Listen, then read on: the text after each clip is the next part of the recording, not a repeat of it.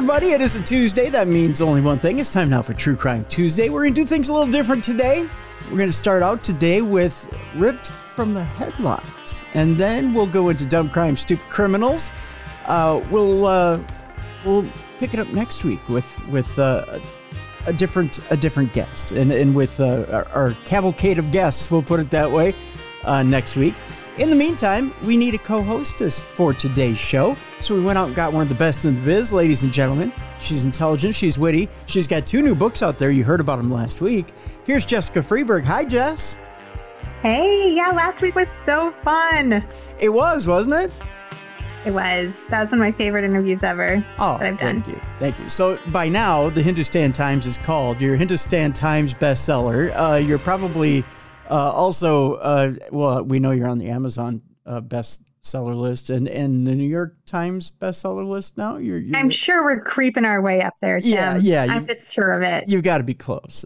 So we'll just say New York Times bestseller, and we'll just assume it should happen. Just say it like we mean it, We'll just manifest it. That's right. We'll manifest it. We'll just assume it should happen, right? I mean, by gosh, if we just say it should happen. I mean, that's what I'm assuming. But isn't that how affirmations work? Yeah, that's an affirmation, right? There you go. Yeah, so it's got to happen. I mean, yeah.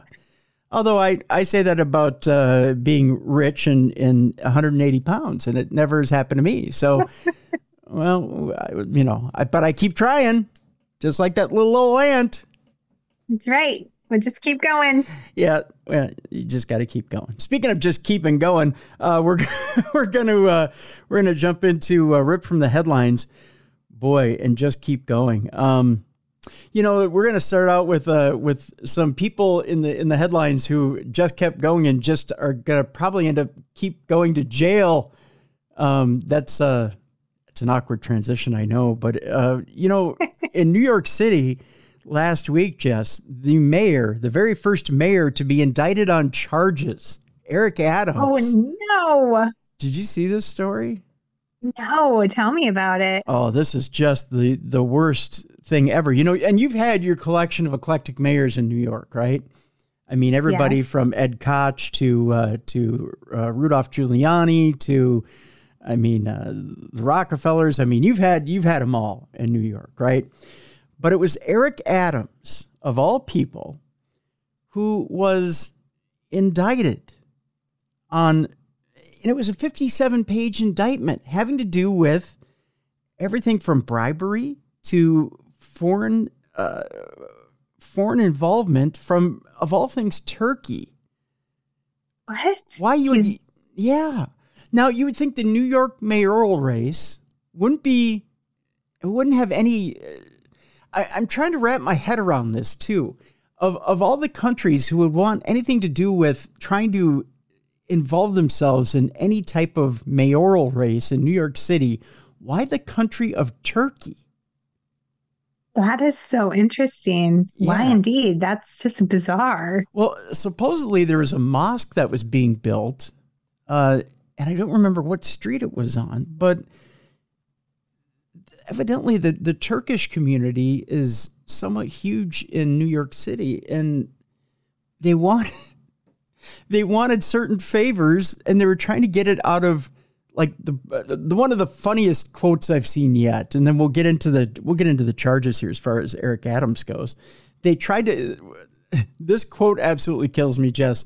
They tried to bribe the Brooklyn borough president, the Turkish government, with a set of Turkish teapots. Oh, well, pretty. I mean, what are you going to do with those? Give me money. Right? I mean, I take it they're worth some money, but... Probably, but then you have to turn around and sell them to get your money, and that's just extra work. Just give me the cash. Yeah. I mean, if we're going to do a deal, money's fine. Money's nice. Teapots are nice, but money's great. I liked teapots when I was like 12. Yeah, right. Maybe if I have a daughter, that's great. Or maybe the wife would enjoy them. But I think that's what they're getting at. The Turkish officials are like, but please take the teapot for your wife. It's it's one of those deals, okay, but although that may kind of make me feel, make the heart a little warm. That's the only way I could put it. It doesn't make me want to go, oh, let's cut a deal right here. Right. It doesn't really put me over the top. Right. I mean, it's a Turkish tea set. It's one of those gifts. Like if you want it on The Price is Right, you wouldn't exactly know how much it'd be worth. No, it'd be hard to get the right price on that. I wonder how much. Should I look it up real quick? I was going to say, I have no idea how much a Turkish teapot would go for. Oh my gosh, a Turkish tea set. Let's see. Let's now see. I have to know. I've done the conundrum where I've brought the show to a screeching halt here, Jess, because I need to know how much. Well, it's the whole place setting, right? So you're going to get the teapot and the little plates that come with it. Yes, you get the whole shebang, as we used with to a tray. Yeah. So you need to have the tray. Is a Turkish? Well, Tim, I can get that on Amazon for $33.39. No. Well, it says vintage Turkish coffee pot. I guess it's a coffee pot. Well, for those of you who are Temu shoppers, you can get it for $22.58. Wow. You can get your blow-up doll and you can get your Turkish tea set. You can get your sex doll for $600 and you can get and that's the lifelike one. Yeah. You can sit her at the table and have tea with her. Yeah. That's like your foreplay. Yeah. And then you take her in the back room and have your way. Yeah. Yeah. Yeah. I'm seeing the one you see on Amazon for $38.53. Yeah, that's not a good bribe. They'd have to come up with more than that for me. And if I was his wife, I'd be like, dude, I want diamonds. Are you kidding me? I see the spendy one for $44.60. I see one on, still the one on Temu is $22. I found a very fancy one for $98.95. It's beautiful. Ooh, still $100. I'm seeing the handmade Turkish tea water set for $104.90 at Amazon. But still, we're barely getting over $100 here, Jess. Yeah, we're bribing here. Bring your A game. That's right. You want to buy the Brooklyn Borough president, you got to come with some cash, right? Not just $100 tea set, right? Well, evidently they had a little bit more than $100 for Eric Adams. Just a little bit more than $100. So again, a 57-page indictment is what was handed down by a grand jury to Eric Adams. Tell you what, we're going to do an audio daily double here, and we're going to go to NBC News, where they have the specifics as to what is going on with Eric Adams. Here with me now is NBC News senior legal correspondent and Weekend Today co-anchor Laura Jarrett. Laura, I don't have to tell you how extraordinary this is. You're living, breathing it every day. But this is just unprecedented. It is a stunning moment. Someone who has gone from the highest ranks of government, turning himself in now to authority. Someone who was in law enforcement, was a policeman, now fingerprinted, having his mugshot taken. He went through all the normal processes that every other defendant went through this morning. He got there early at the courthouse just after 8 a.m. and he is now in court being advised of his rights. We're told by our team there in the courthouse. This is being done by a magistrate judge who is not the judge who will oversee the ultimate trial, but just sort of someone who goes through the administrative piece of this. This is really a formality at this point. He knows that he's been charged. He knows what he's been charged with, but she's got to go through those normal processes. And then he will come back next week. And that will then start the clock of when we're going to see a trial and all of the sort of processes that are going to play out over the next year or so. And we're hearing from the courtroom that he's just pleaded not guilty as expected. There's one shoe that hasn't dropped in the political sphere. And I noticed from her comments that Governor Hochul's comments were, I'm going to give the mayor a few days to make sure that the city is being run properly. She has an option here, doesn't she? She has been very measured. Governor Hochul has been very measured in what she says about him. Obviously, some people at the highest levels, like Jerry Nadler, came out today and said he should step aside. AOC came out early, said he should step aside. But she's a Democrat also. But she has the power to actually oust him if she wants to. And Governor Hochul, there's a provision of the charter that allows her to do that. It's a process that's long. It's complicated. It hasn't been used, but she could do it. and she hasn't signaled whether she's going to or not. Now we're not in the early days of this, right? He's only just been indicted, but it is, I think, something to keep an eye on, as well as the opportunity for a superseding indictment, which would sort of trump the one that we've already seen, is something to watch for. And I heard you say earlier that this indictment that originally came out and was unsealed yesterday doesn't include whatever fruits they may have gotten from their raid at Gracie Mansion, the official residence. That sort of got lost, I think, in the shuffle, but it's no small thing to have federal agents go in with a search warrant, which means they have probable cause to believe that a crime has been committed and have satisfied a federal judge that has happened. So we will see what comes out of that search warrant, if anything, yesterday. But as you said, he is in court right now pleading not guilty. So there you go. 5 felony counts. I mean, and they're saying it's going to be hard to get into Adam's phone because he's got it double locked, double protected. So the FBI is saying they're going to have a hard time trying to get into his phone, which evidently no problem with that when it comes to Diddy. They had no issues getting into his phone. Interesting story. Again, it's one of those stories where when you're talking about an official who's been bribed, you don't think on a city level. Listen to this, Jess. Since 2015, Adams received more than $100,000 worth of free or discounted airplane tickets and luxury hotel rooms, as well as illegal campaign cash, in exchange for doing the bidding of his benefactors. We're talking about the Turkish government and other agents. Again, as they said in the story, he pleaded not guilty to 5 counts, including bribery, wire fraud, and solicitation of a contribution by a foreign national. This is not even a real case, as lawyer Alex Spiro said after the hearing. You don't get charged with 5 counts by the federal government if it's not a real case. I don't care if you're Democrat, Republican, or independent, or the head of the Purple People Eaters Party. I mean, it's a real case, Yeah, that's a big deal. Yeah. There's as they said in the story, there's a lot of leaders on both sides of the aisle that don't see a real way forward with Eric Adams. They're saying that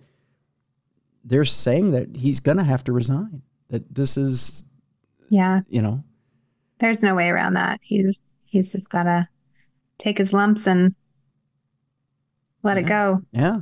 And the, it's everyone from Vice Mayor Jermaine Williams, who's probably going to end up having to take over, at least temporarily, to, and the name is escaping me now, the former governor of New York, who was the governor during COVID. They're talking about potentially him stepping in and wanting to run for election in a special election of the mayor's race in New York, which, man, I mean, it's a quite the mess over there right now. I was just going to say that is a mess. Yeah. Impacting so many people.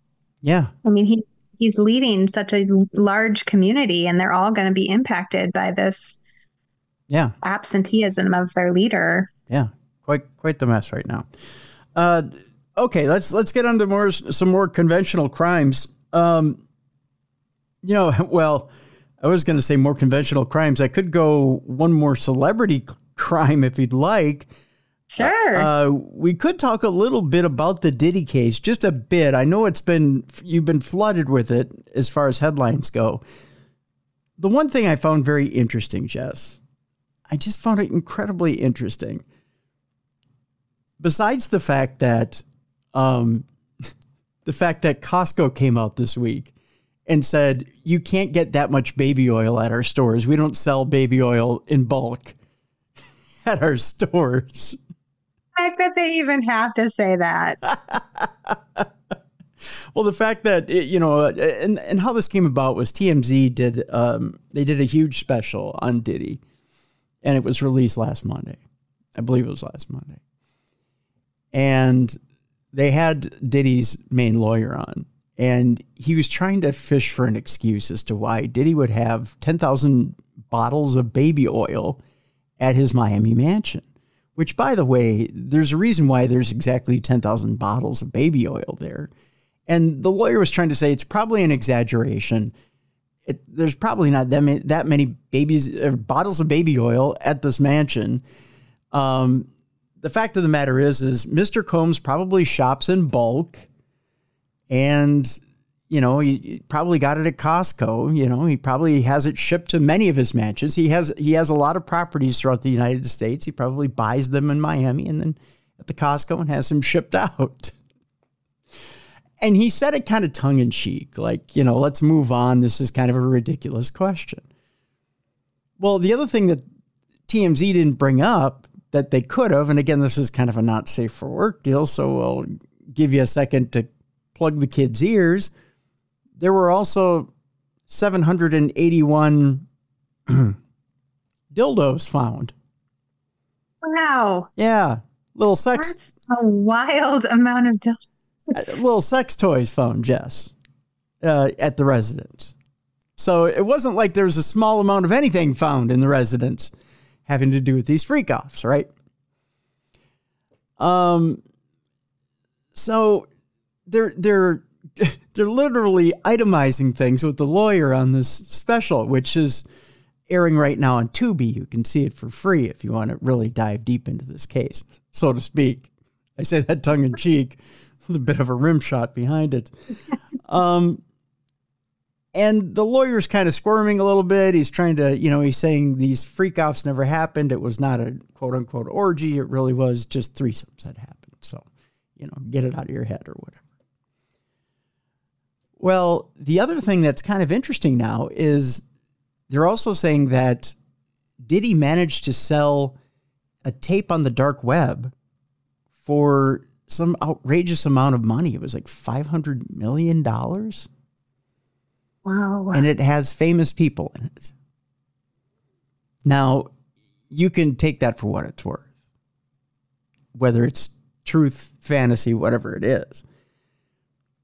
But there's also supposedly another tape that's circulating that has someone even bigger than him out there. It's been reported by the Daily Beast. It's been reported by a few other media outlets. I had the story up here, and I'm trying to see if I can find it real quick. Yeah, I don't think I want to know. I mean, it's like every time you think you like a celebrity and then they start talking and you're like, gosh darn it, I just wish they wouldn't have talked so much. Well, they didn't name the actual celebrity, which is what's interesting.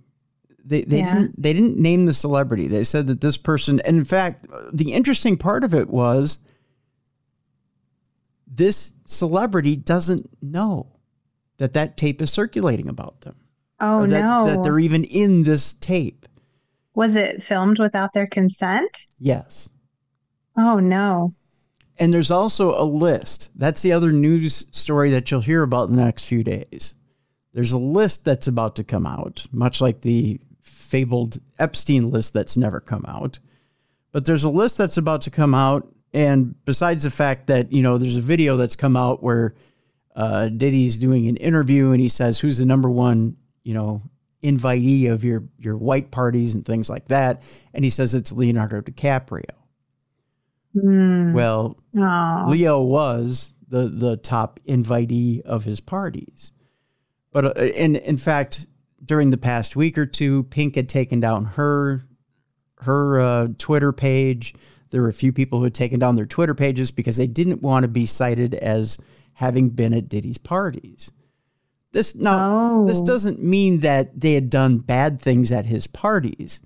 Right. Because not all of his parties were freak-offs. Some of them were just parties. Right. And they just didn't want to be pointed out as having been there. Because the assumption can be made that bad things have happened. Right. Nobody better say bad things about my Pink. I love her. Well, and I mean, the fact of the matter is she was there. There's an interview of her admitting that she's doing an interview with him saying you have the hottest parties in town and blah, blah, blah. And I've even been to a few of them. And she even she self-admits on this interview, and it's quite a few years old, that she's been to these parties. And they're airing this clip all over different media outlets. Which, okay, so, you've been to parties. Everybody in Hollywood goes to different parties. It's not a big deal. Now, you could stop in, have a drink, and leave. You've been to that party. Right. You know, it's not a big deal. And if she's been to a couple of these different parties, okay, so she's been to a couple of these different parties. That doesn't mean she did anything wrong. You know, you also have Jennifer Lopez has been to these parties. You know, Aaliyah, when she was alive, has been to these parties. Drake has been to these parties. Jay-Z has been to these parties. I mean, there's huge names. Everyone who's anyone has probably been to his parties, but they're not all guilty of being part of the weird stuff. That's right. That's right. So you kind of have to have a little bit of discernment as to who did what at these particular parties. I think also, which is hard for us. Discernment is hard. Well, it is, because this happened as well with the Epstein thing. You know, yeah. I mean, not everybody who went to an Epstein party was, you know, I'm going to use rough language here, but was diddling an underage girl. Right. You know, they might have went there because Epstein did have he was in the financial business. And there might have been financial reasons to be dealing with Epstein. Yeah, they were probably networking, some of them. Yeah. And there doesn't necessarily mean they were there to do whatever debaucherous things that Epstein was doing. It could be they were. See, Tim, this all makes me glad that I'm not cool enough to go to parties. Yeah, right. Worry about it. Right. I'm home most weekends, so yeah. But you know, I'm just at home, sleeping away. Yeah. Well, the Chipmunks and I throw parties, so you know. I'd come to that party. Yeah, come to that party, because it's just nothing but, you know, it's just nothing but legumes and water. So yeah, love me a good legume. Yeah, so that's all it is over here. That's all we got going on. So that's the update there. That's your Diddy update there as far as what's gone on over the last week. That and the fact that but we already know that I think it's the MDC is where he's at in Brooklyn, that the conditions there are horrible. They're not meant for humans, but well, they are meant for humans because there's plenty of them there.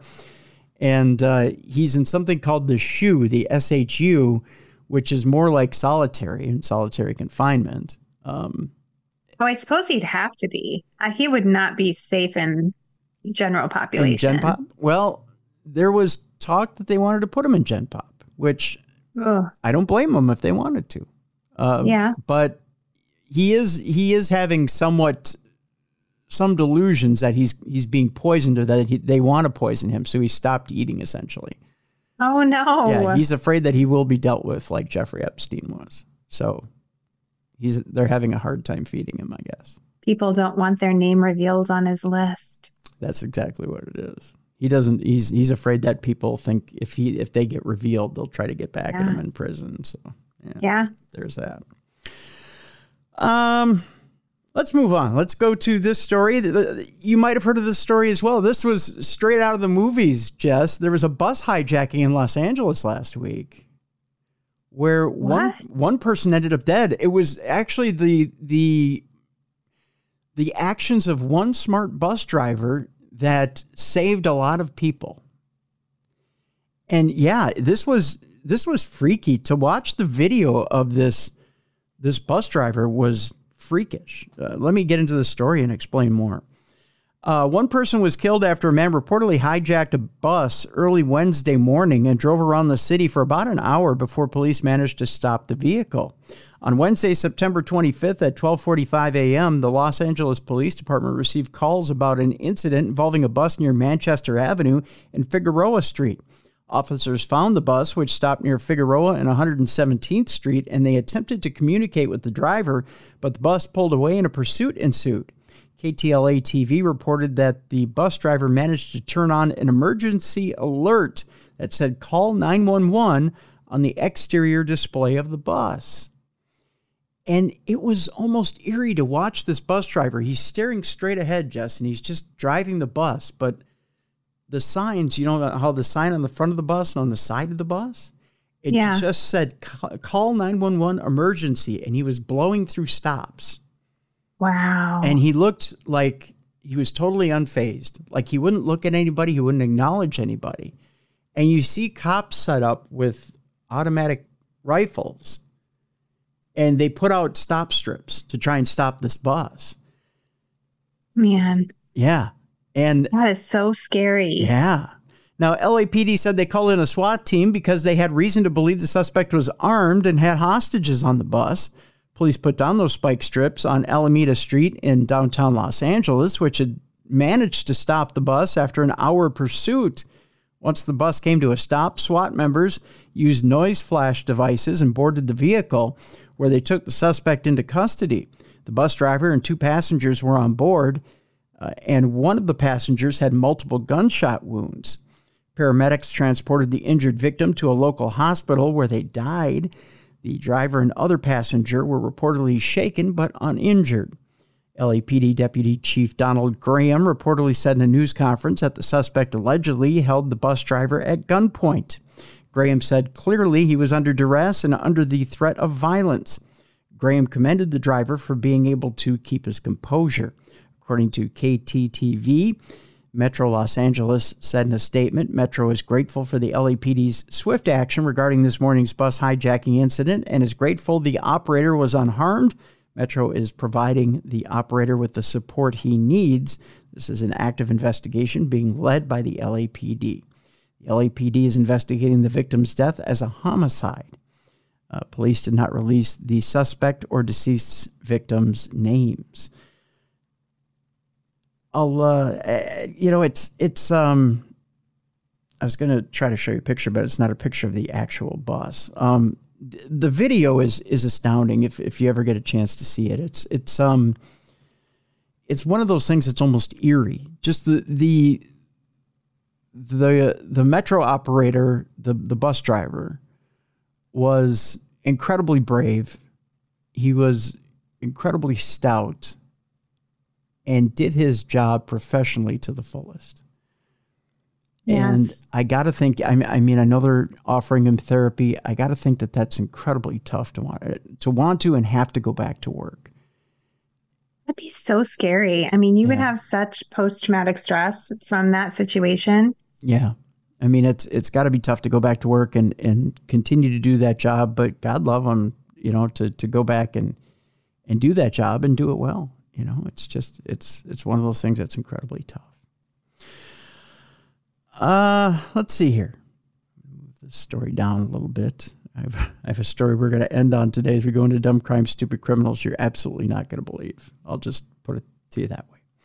Our next story has to do with a Texas man's arrest after a hiker's remains were found near a trail. We go to San Antonio, where authorities recently arrested a 38-year-old man in connection with the death of a missing 63-year-old woman whose remains were found along a hiking trail. At a press conference, Bexar County Sheriff Javier Salazar said that on the night of September 22nd, a man reported his wife, Stacy Dramiga, missing after she failed to return home. A regular hiker who often walked alone, she was reportedly last seen heading to the trails near DeFosta Park. Family friends went to search for Dramiga and allegedly found her car still locked near Covington Park and alerted authorities. Salazar said officials tracked Dramiga's phone and a search team located a body in the woods.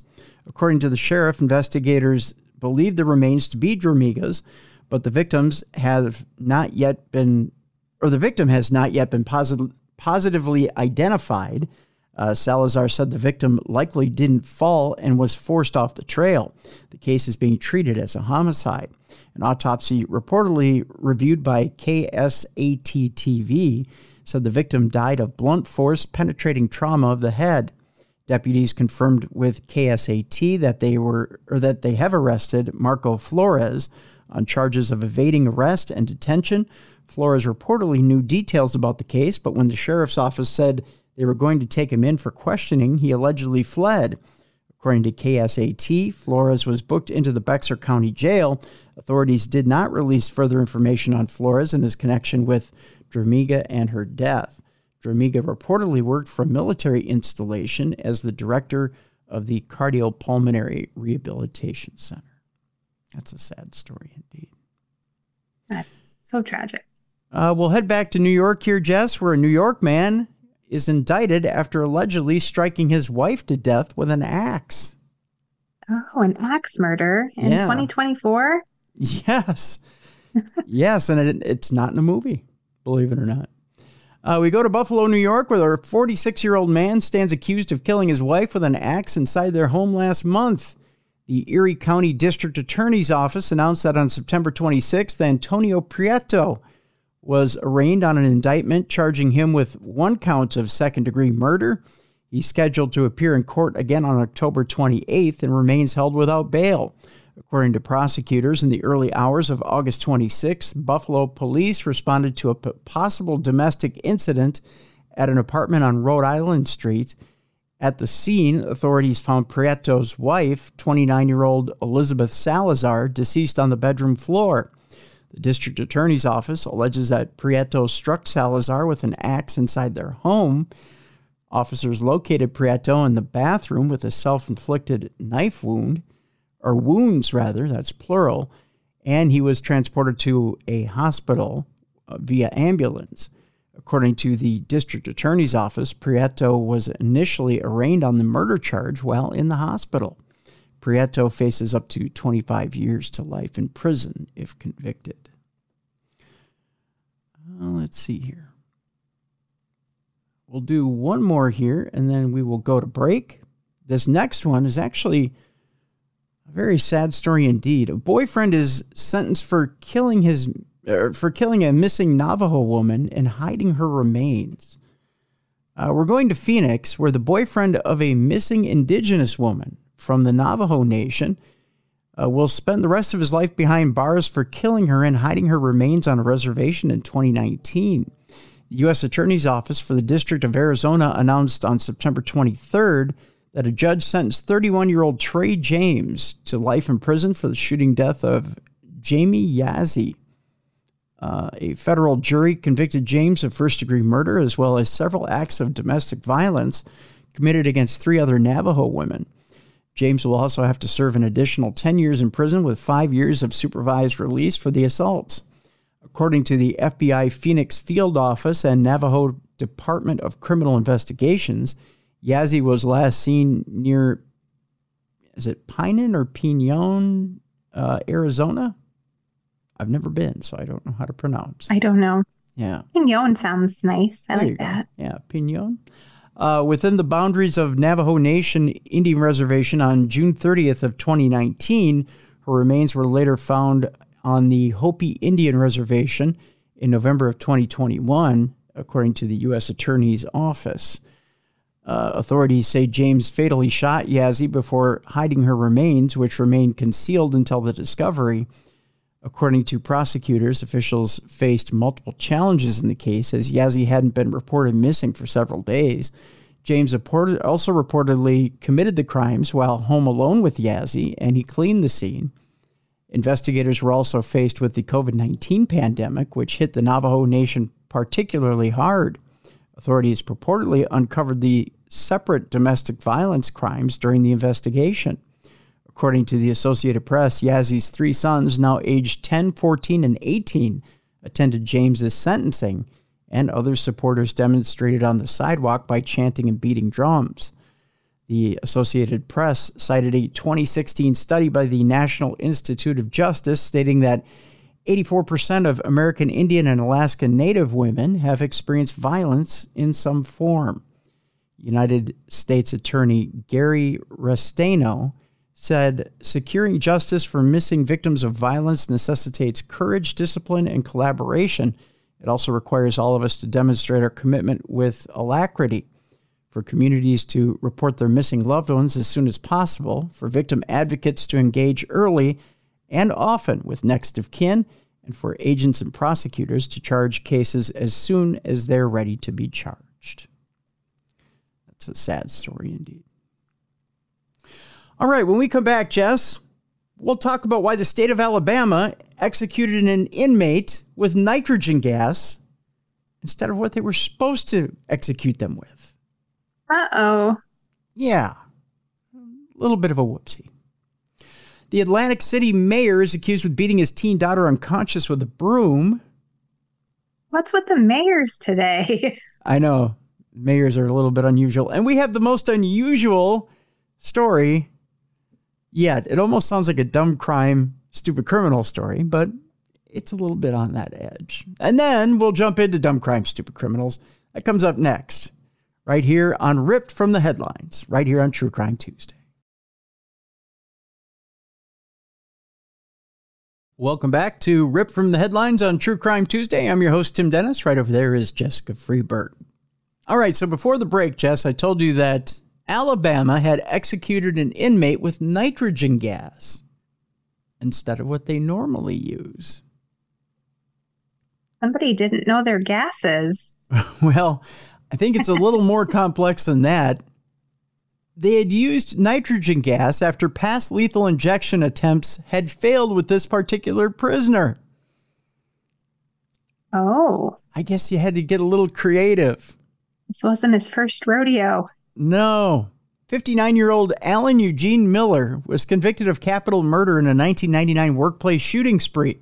He was set to die by lethal injection in 2022, but the attempt was called off.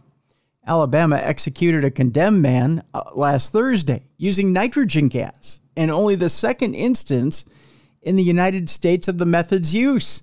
So it's not widely used. It drew criticism from human rights groups after it was done. Alan Eugene Miller, a former delivery driver who was convicted in 2000 for a workplace shooting spree, was executed in the state prison in Atmore, according to the governor's office. Prison staff members put the 59-year-old Miller to death via nitrogen hypoxia, in which a person breathes only nitrogen through a mask apparatus and is deprived of oxygen. It was also the second time Alabama moved to execute him after an execution squad struggled to do so 2 years ago by lethal injection. Oh, no. It's crazy. So when they use this gas, does the person essentially just suffocate because they're not getting any oxygen? Yep. Oy. I wonder, because there's supposed to be, I know this seems odd, and I know some people may say, oh, Tim, you're a bleeding heart.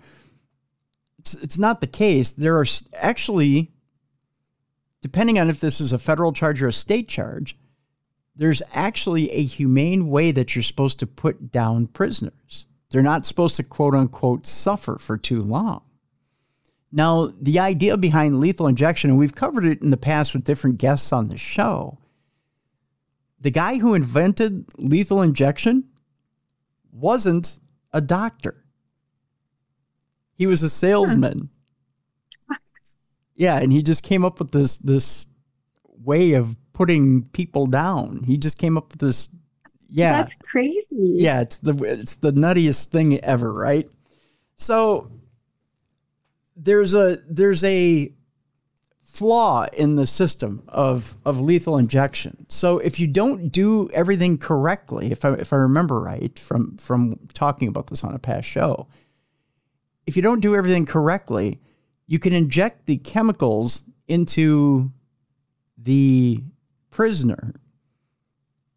They can literally drown in these chemicals and still be alive. So they're burning from the inside and they can survive. But they can't say anything because they're anesthetized. So they're literally, imagine being awake but asleep. Okay, Jess, and that's a nightmare. Yeah, and you can't scream because you're basically locked up, right? But you're burning from the inside and you're feeling everything. And essentially, you still have a heartbeat. You still, but you're feeling pain. So they did that to this guy like 2 years ago and he survived and lived for another 2 years? He lived. Here's the situation. So the curtains to the death chamber, it says here, were opened at 6:12 p.m. Miller said in a final statement that I didn't do anything to be in here, and I didn't do anything to be on death row. That was reported by AL.com. Gas then appeared to flow into his mask at 6:16 p.m., according to media witnesses. AL.com reported that his fingers moved slightly when his spiritual advisor came to his side.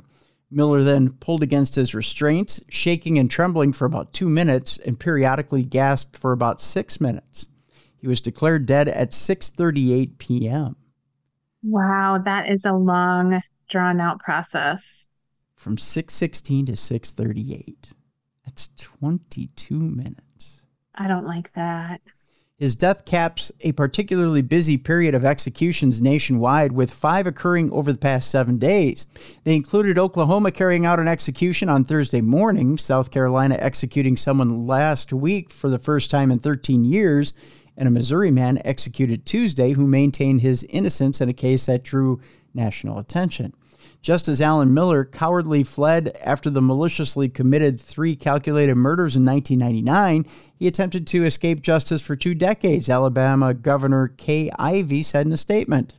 Tonight, justice was finally served for those 3 victims through the execution method elected by the inmate. His acts were not that of insanity, but pure evil, Governor Kay Ivey went on to say.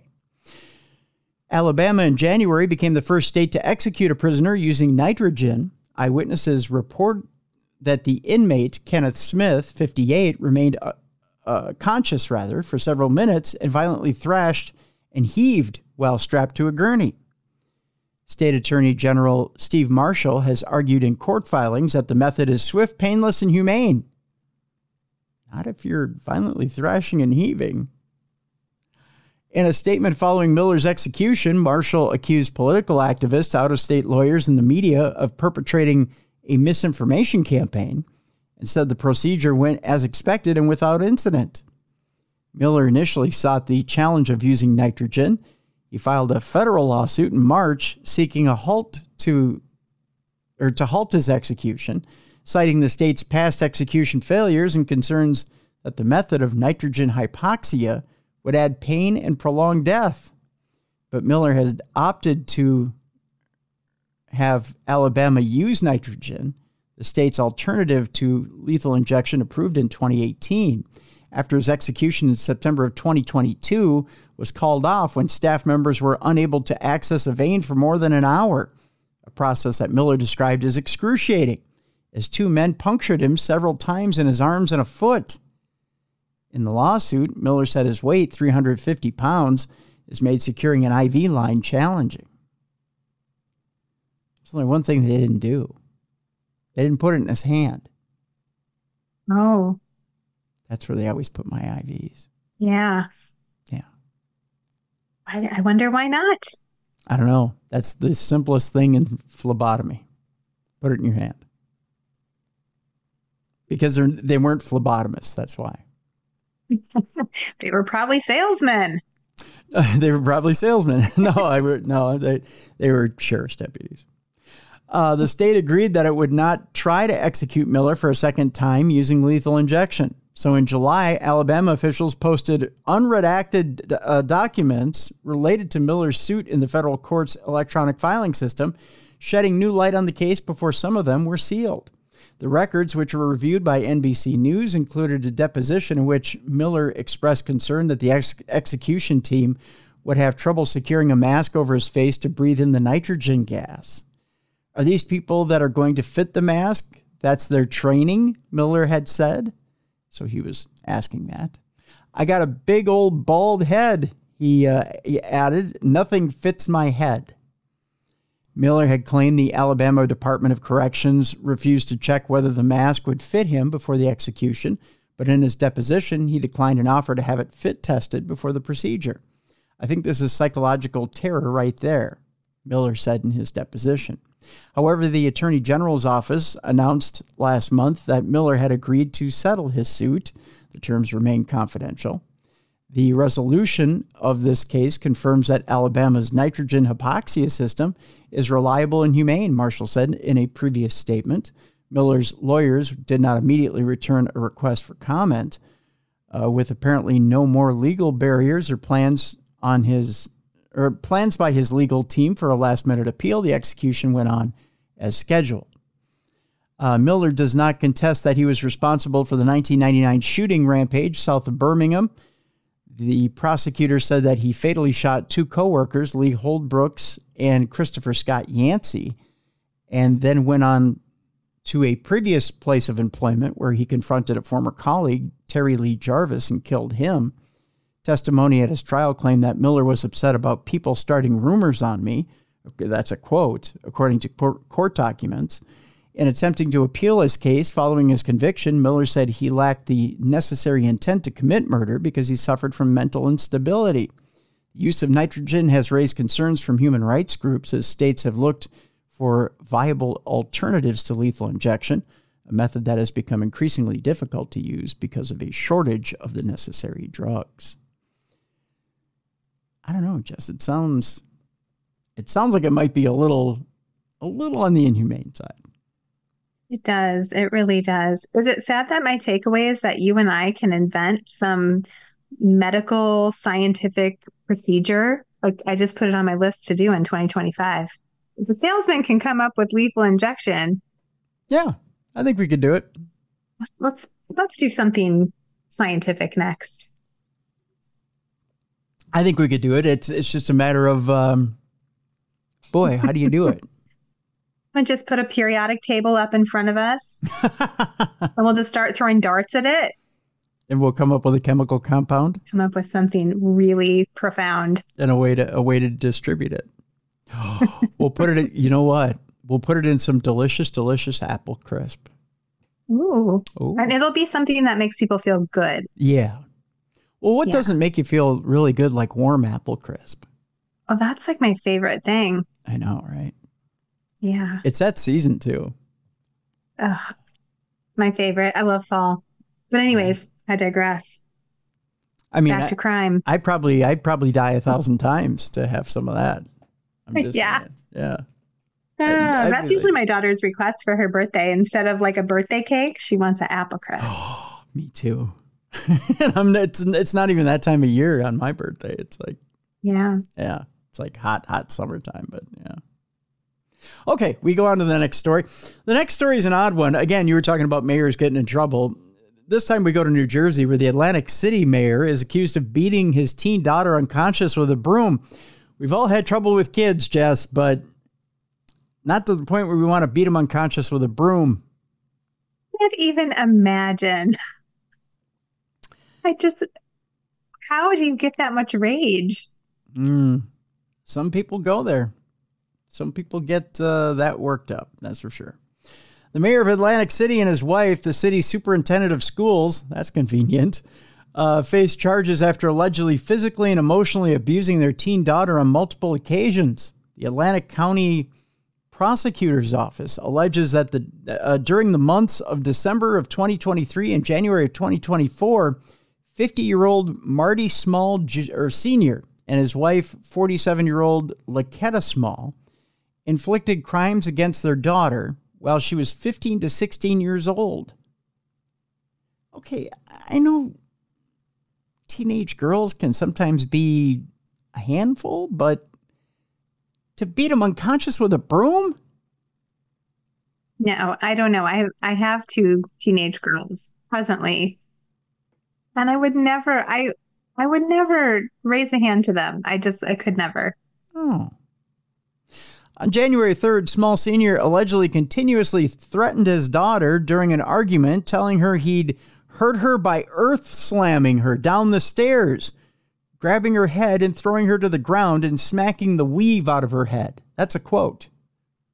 Wow. What's an earth slam? Is that like a technical term? Like grabbing her and slamming her to the earth. Dang. Yeah. Yep. Earth slamming. That's not a very nice dad. No, I think he's got a little bit of a rage issue. A little bit. Just a skosh. Yeah. According to prosecutor's office, Small Sr. also allegedly punched his daughter in the legs continuously, which resulted in bruises. Investigators allege that Laketta Small once punched her daughter in the chest numerous times, also causing bruising. Gosh, so it's both of her parents? Yeah, both of her parents.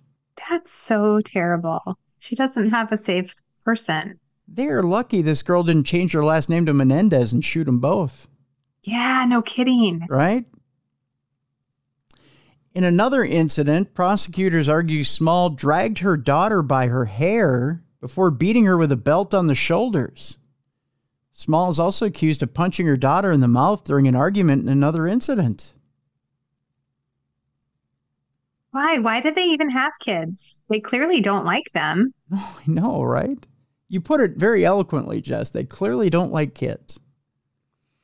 On January 13th, prosecutors allege Small Sr. struck his daughter in the head with a broom multiple times, causing her to go unconscious. A jury indicted Marty Small Sr. and Laketta Small on September 17th of charges of second-degree endangering the welfare of a child. Why second degree? That's my question. Yeah. Give him first. He's like first degree to me. Yeah. What, do you got to go with the full bat, not the broom, in order to get first? What object do you have to beat a child unconscious with to get first degree? Right? It's got to be more solid, I guess. I don't know. Crowbar, first degree. Yeah. Broom, second. Yeah. All this while Small Sr. was also indicted for third-degree terroristic threats and third-degree aggravated assault. Again, I don't know what more you need in order to jack those charges up, but in a statement obtained by the Associated Press, Small Sr. said, "All people have heard is one side of the story. We look forward to telling our side." Oh, please do. I'm pretty sure I don't need to hear it. Don't care. No, yeah. What did, tell me where the little girl hurt you, sir. I don't care how mad you are. Remove yourself from the situation. She could be the worst kid in the world. Yeah.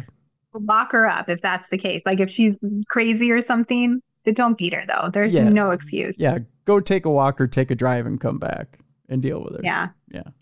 You'll be all right. The mayor's lawyer reportedly said this indictment has absolutely nothing to do with Marty Small's tenure as mayor of Atlantic City. There's no charge of corruption or any official misconduct. Marty and Laketta Small don't need the Atlantic County prosecutor's office meddling into the private family matter. His attorney added, Marty and Laketta are a good mom and dad raising a teenage child. Evidently, his attorney is Stevie Wonder. I guess he can't see the kid's bruises. They are totally innocent and will be totally exonerated. Yeah. Keep wishing in one hand and shitting in the other and see which one. I mean, unless they can prove that someone else did it, like they literally had nothing to do with it. Otherwise, there is no excuse. None whatsoever. I think I have, oh, no, this is an old story. I was going to say, I think I have an Auntie of the Year story, but that happened back in June. About an aunt who zip-tied bags on kids' heads. Oh my God. Don't tell me any more sad news stories about children. Well, I got one more to tell you here. This was sent in by a listener. Him. And then we'll get to Dumb Crime, Stupid Criminals. There's a reason I didn't include this in Dumb Crime, Stupid Criminals, because it's very dumb. But it involves a kid, so we left it out today. Here it is, Jess, our last story in Ripped from the Headlines today. And it goes like this. An Arkansas couple allegedly tried to sell their infant for $1,000 and a six-pack of beer.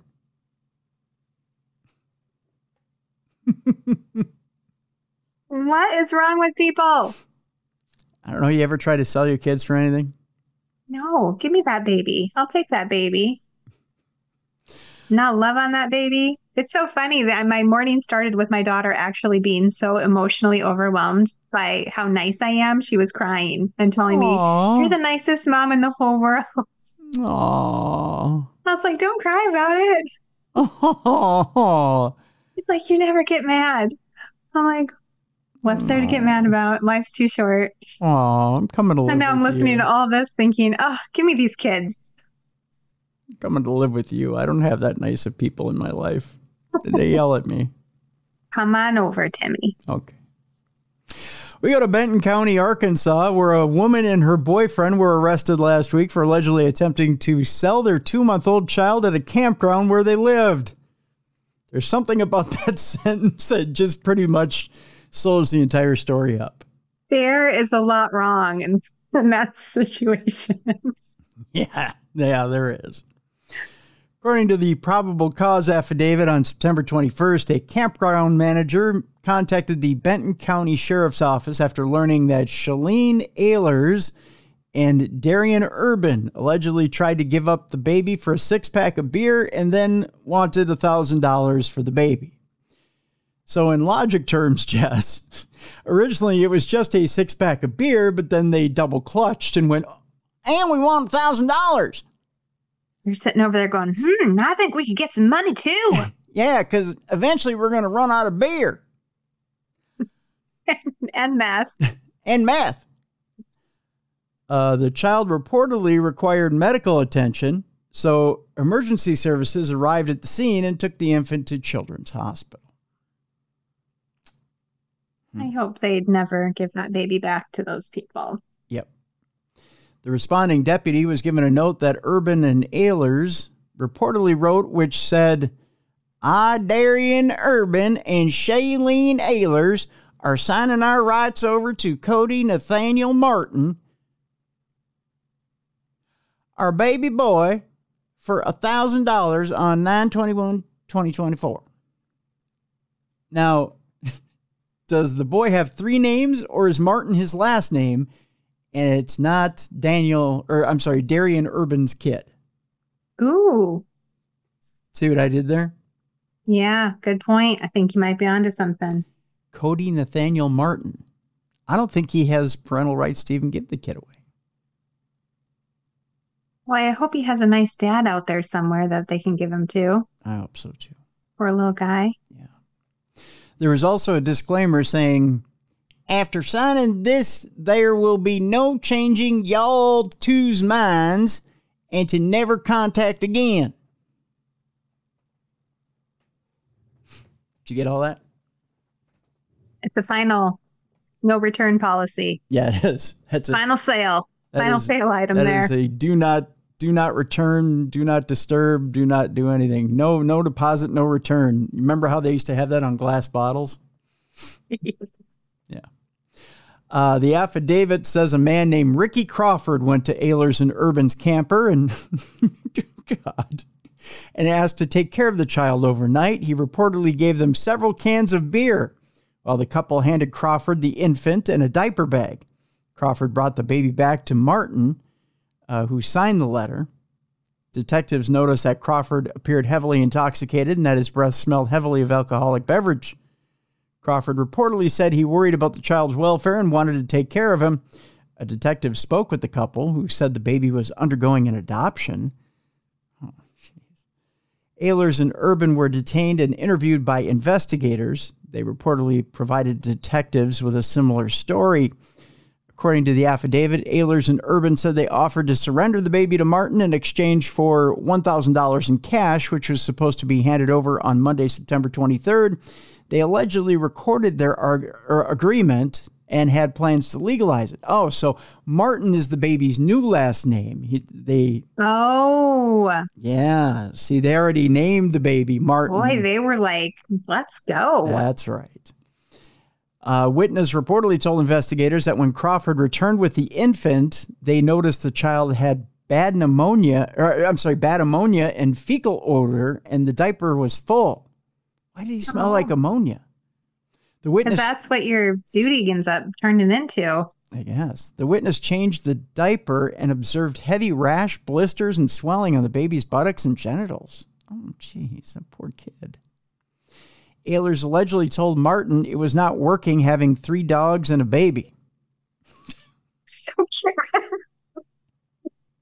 So we'll keep the 3 dogs because they know how to lick themselves and keep themselves clean. Baby ain't mastered that yet. Doesn't know how to lick itself and keep itself clean. So we're gonna. Oh, this is just so wrong. I learned me a new word on the TV today. We're gonna eschew the baby, and we're gonna let the baby go about its own way. And we're going to keep the dogs, if you don't mind. Martin then got the campground owner to call law enforcement. Thank God. Thank you, Mr. Martin. Yeah. Ehlers and Urban were both arrested on charges of first-degree endangering the welfare of a minor, an attempt to commit consideration for relinquishing a minor for adoption. Court records show Urban was sentenced in June to 3 years probation for theft by receiving. Urban posted $50,000 bond, but Ehlers remains held in the Benton County Jail, where they probably all should be. By the way, this is what two people who want to give their kid up for $1,000 and a 6-pack of beer look like. Just so you know. Yeah, they look extremely unhappy. Yeah, don't they though? They look like a couple that live in a movable home. Movable home. It's a true mobile home. A true mobile. Let me tell you something. I ain't got to jack it up on wheels because it's got its own wheels that move on their own. That's right. I'm just telling you that right I lived in a few mobile homes in my day, but they weren't actually, you couldn't hitch them to anything and drive them away. That's right. They're semi-permanent. That means we put down roots here in this family.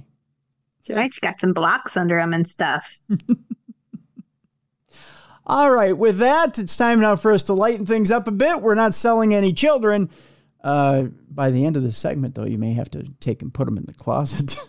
It's time now. Oh, no. It's time now for Dumb Crimes and Stupid Criminals. It's Crayon News story time.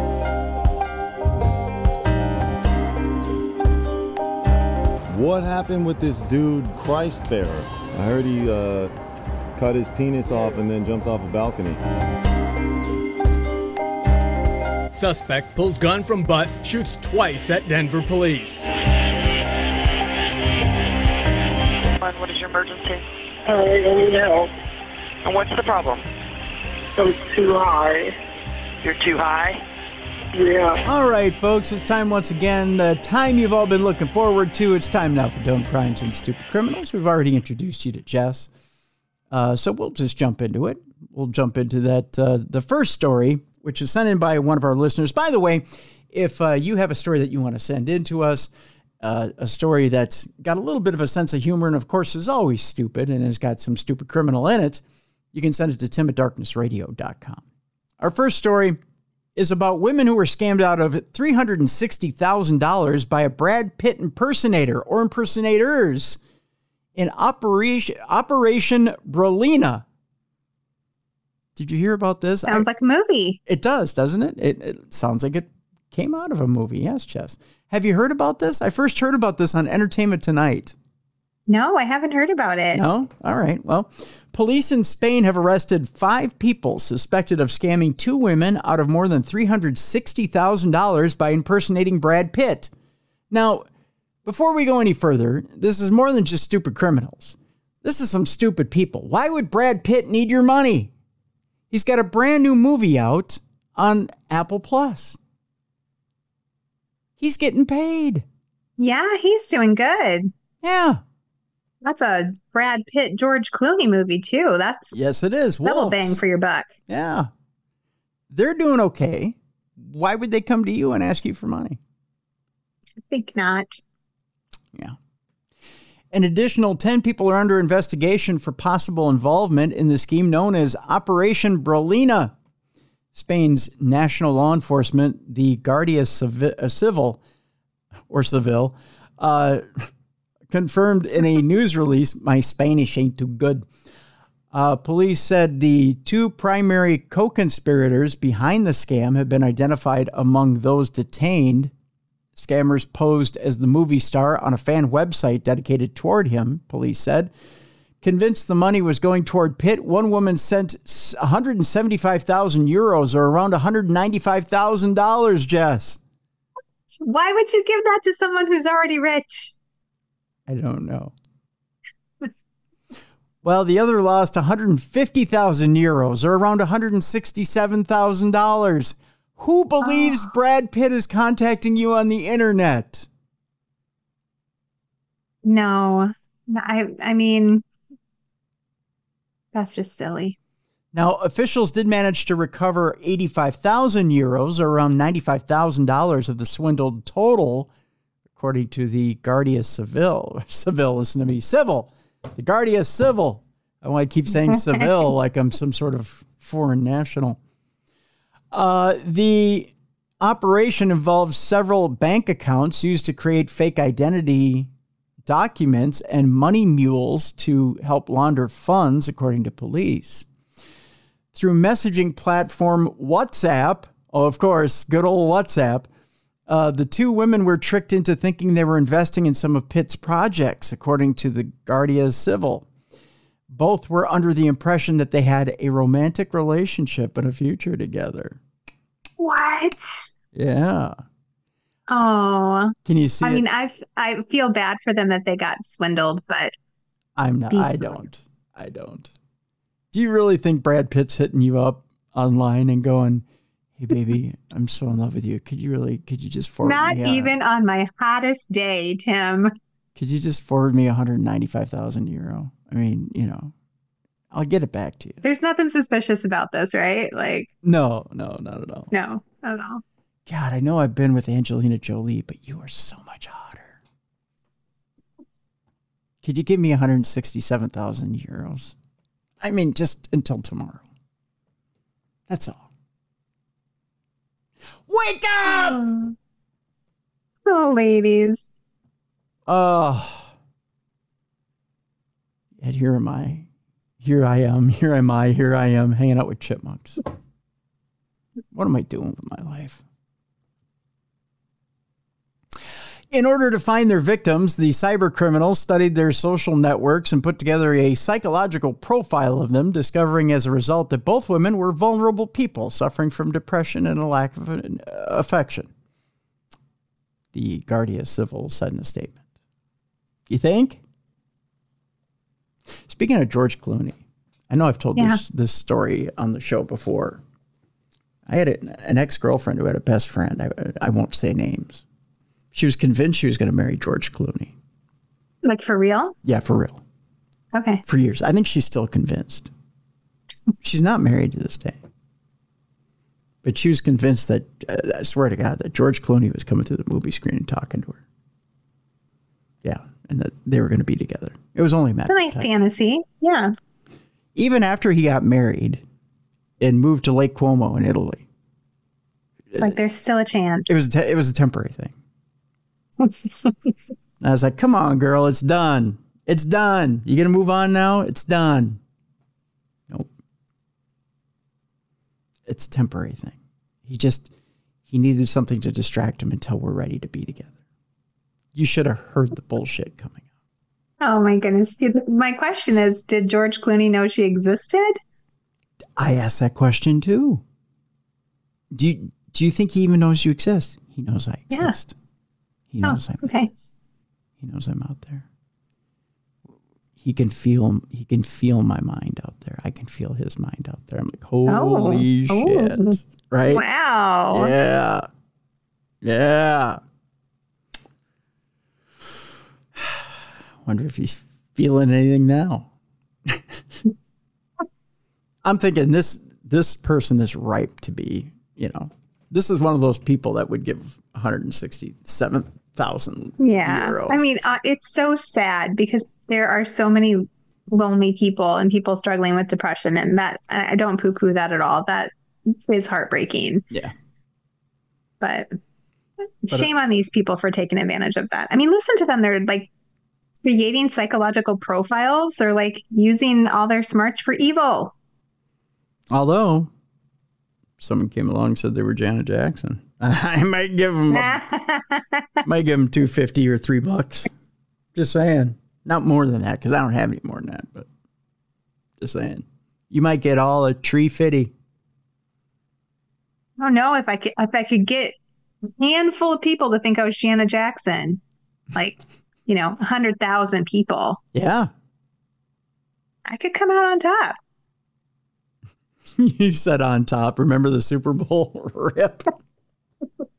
She didn't have a top for like 3 seconds. Who needs one when you're Janet Jackson? That's right. Just saying. In a video shared on X, police showed a handwritten love letter that read, "My love for you is a real feeling that comes from my heart and forever. Please forgive me and accept me more than ever because I love you and this world is in love with you." You don't know that that's not Brad Pitt? This world is in love with you? Like the whole world? No, give me 167,000 euros, please. Because the world's in love with you, baby. Not me. but I mean the world.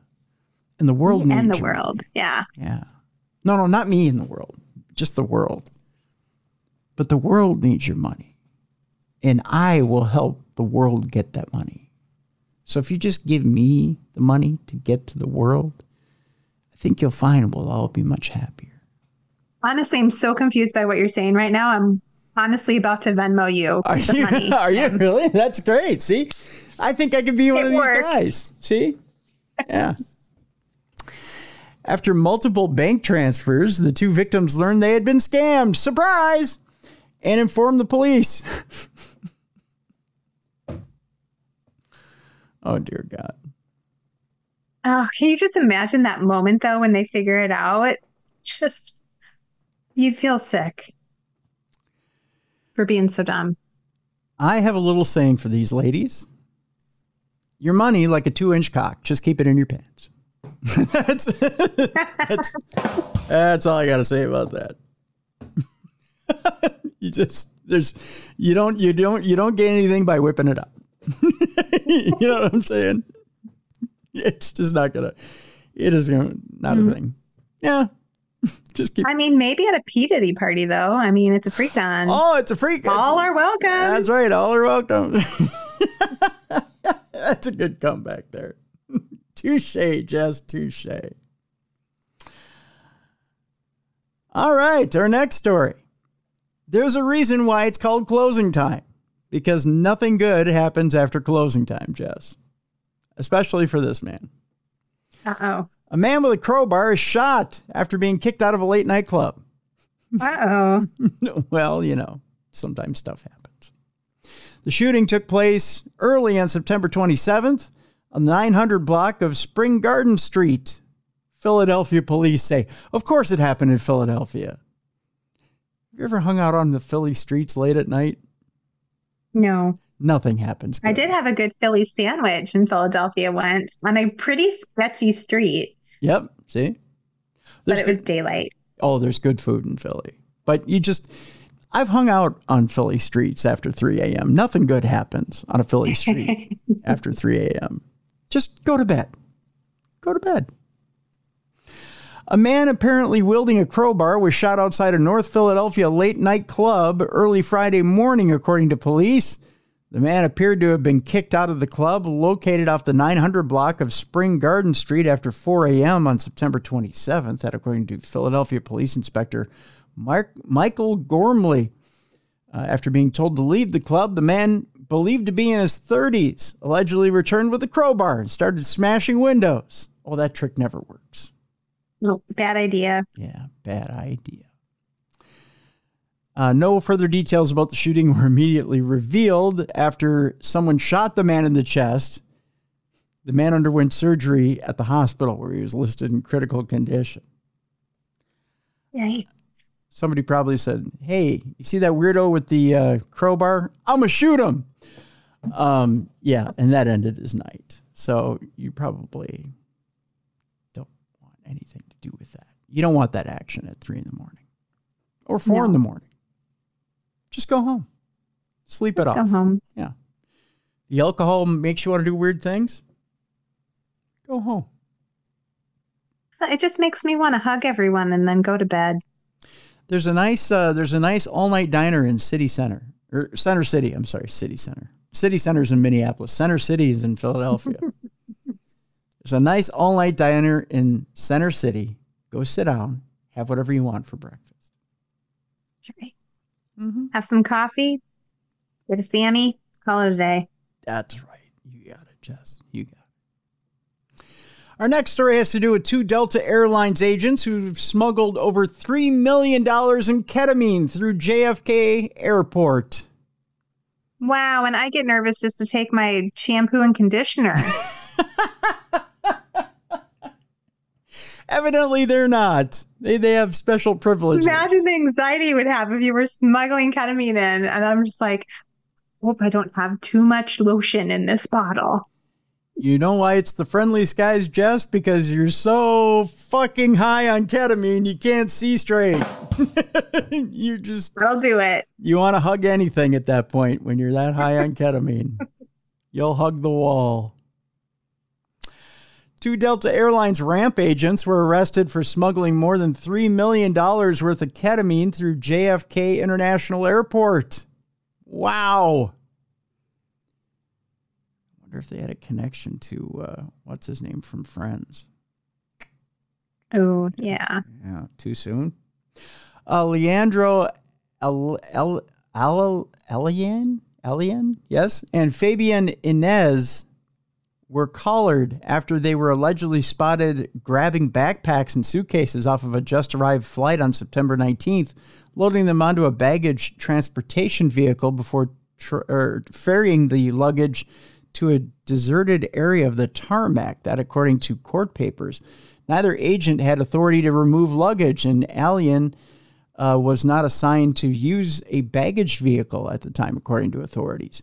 Investigators for the U.S. Department of Homeland Security spotted the 39-year-old Alien of Brooklyn and Ines as they approached Flight 219, which had arrived from Copenhagen, Denmark, and later swooped in after the pair had started opening the bags, that according to court documents. They discovered each backpack contained multiple clear plastic bags containing a white crystallized substance, which field tests confirmed as ketamine. The pair were caught with 134 pounds of the drug, which had a street value of $3 million. That's a little bit. That's a nice score. Yeah. Yeah. Yeah. I have no words for that. I was going to try, but I have no words for that. 4 of the suitcases bore luggage tags with the names of 2 different Flight 219 passengers. Prosecutors said in a Brooklyn federal court paper. The complaint did not specify if the passengers were part of the smuggling operation, but did say Alain and Ines were working with others, so it was part of a bigger ring. Boy, can you imagine that? I mean, you're going to lose your flight privileges there, Jess. I mean, that's all there is to it. I mean, you're not going to lose more privileges than that. Yeah, you're not going to be able to fly the world for like $30 anymore. I mean, no, you're not going to be able to. Might even not be able to walk out of a prison cell for a while. Well, there's that too. But, I mean, you just can't on a weekend just jump on a flight and go to Greece anymore. Nope. No, I mean, you lose that privilege. That's kind of a nice privilege to have.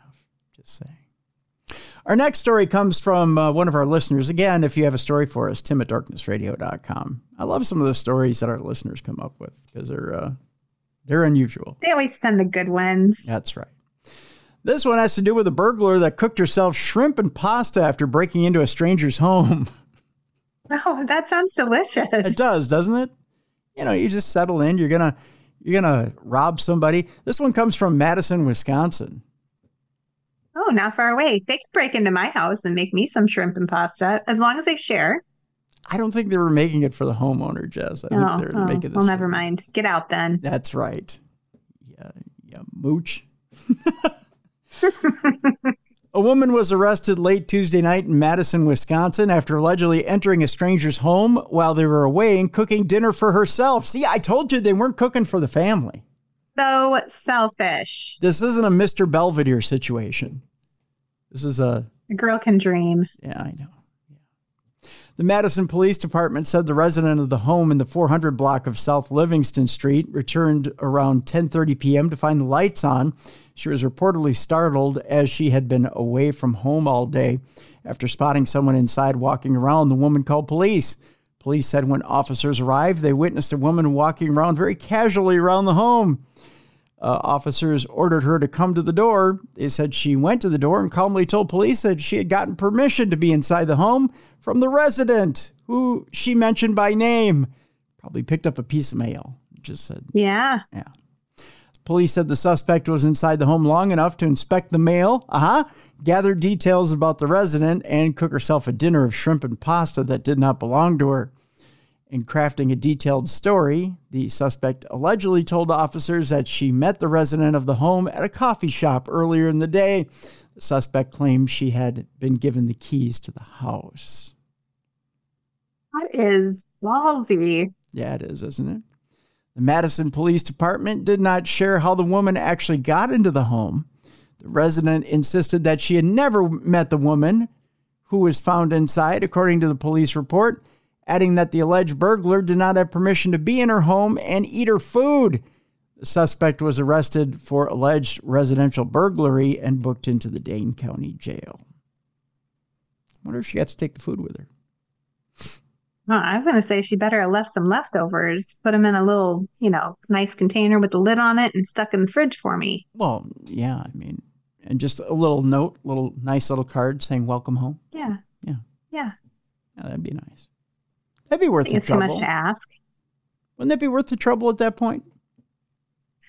I mean, I don't know what I would give for someone to just come in and make me some dinner. Clean my house.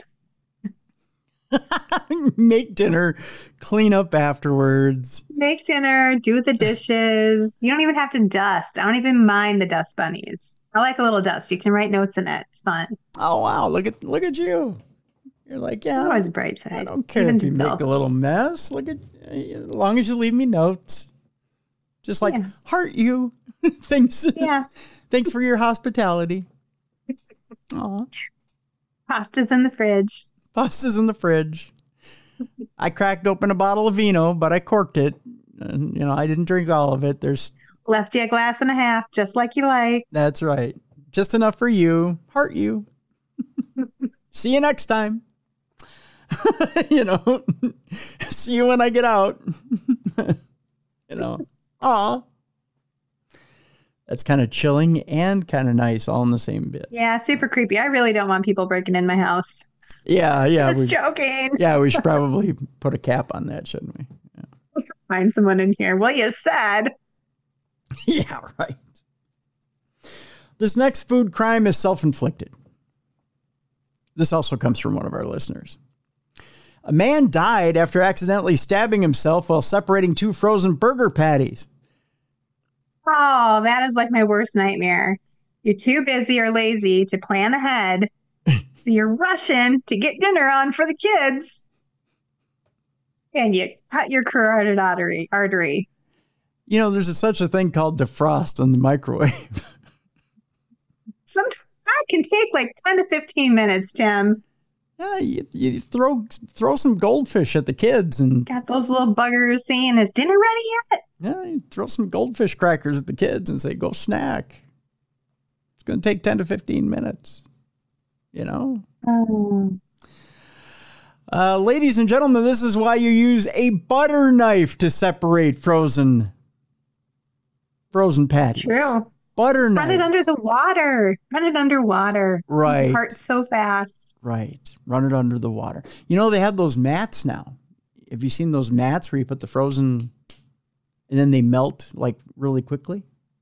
Oh, I haven't seen those. Oh, see, those are available. I did see someone on TikTok preparing a chicken dish, and before she used the chicken, she washed it with Dawn dish soap. No, ick.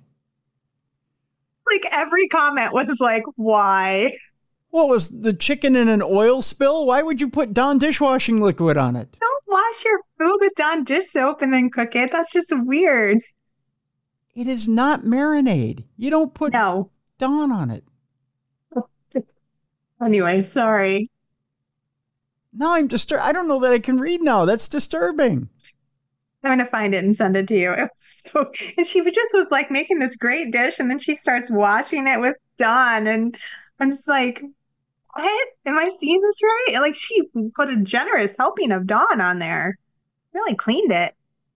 Did she have a flavor that she preferred over the other? Was it lemon fresh or apple? Right. It had to be lemon. My daughter prefers original.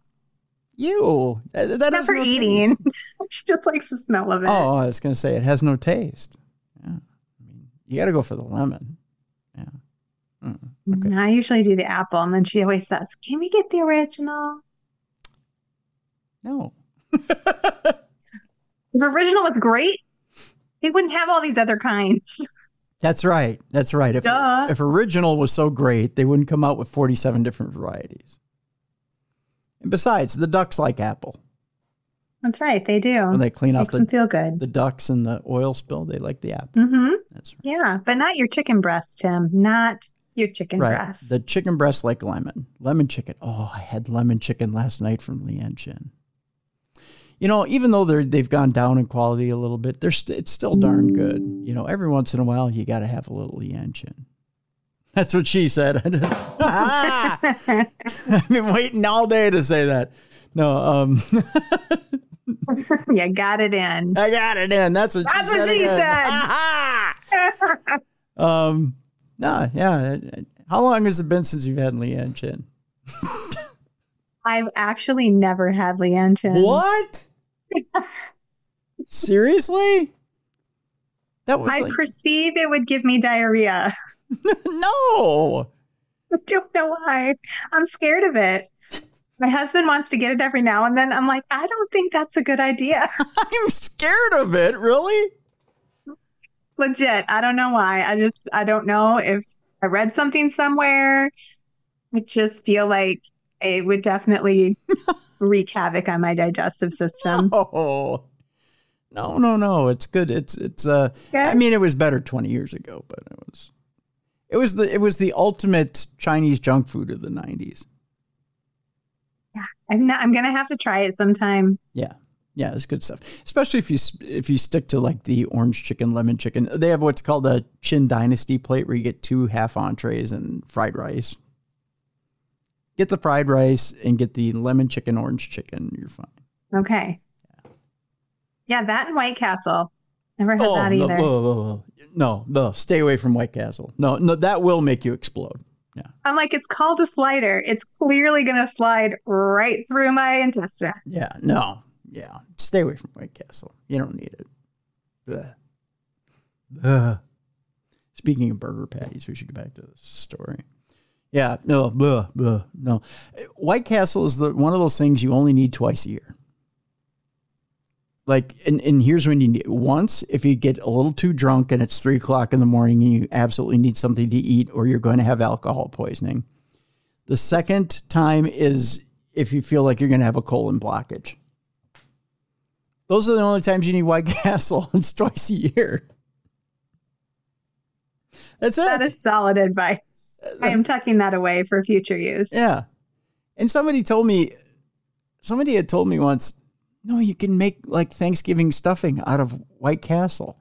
I'm like, now, Jess, I'm going to tell you something really disgusting. And people who love White Castle who are listening to this program are going to hate me for the rest of my natural life for saying this. White Castle tastes like fart smell. It's true. They do.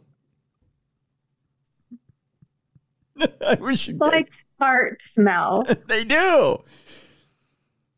They do. And it's the brand of onions, the Vidalia onions they use when they steam the onions. But they do. White Castle tastes like fart smell. It's like eating the inside of an intestine. Yeah, it's like eating a fart. It's like eating a fart. They just aren't. And the older you get, the worse they taste. Yeah, as your tastes refine and you're not intoxicated regularly. Yeah, as you're not pickled all the time. Yeah. Yeah, like in college. Yeah. They're probably delicious. Oh, they're wonderful when you're young. Yeah. But as you get older or more sane, they're just not good. Tipsy less often. Yeah. Yeah, they're just not good. You just go, you know what? I can spend my money on better burgers. Yeah. It's true. I'm really picky about my calories too. Like I think about I don't drink Starbucks because I don't want to drink my calories. Like I'd rather eat something delicious than, drink the frou-frou drink. Right.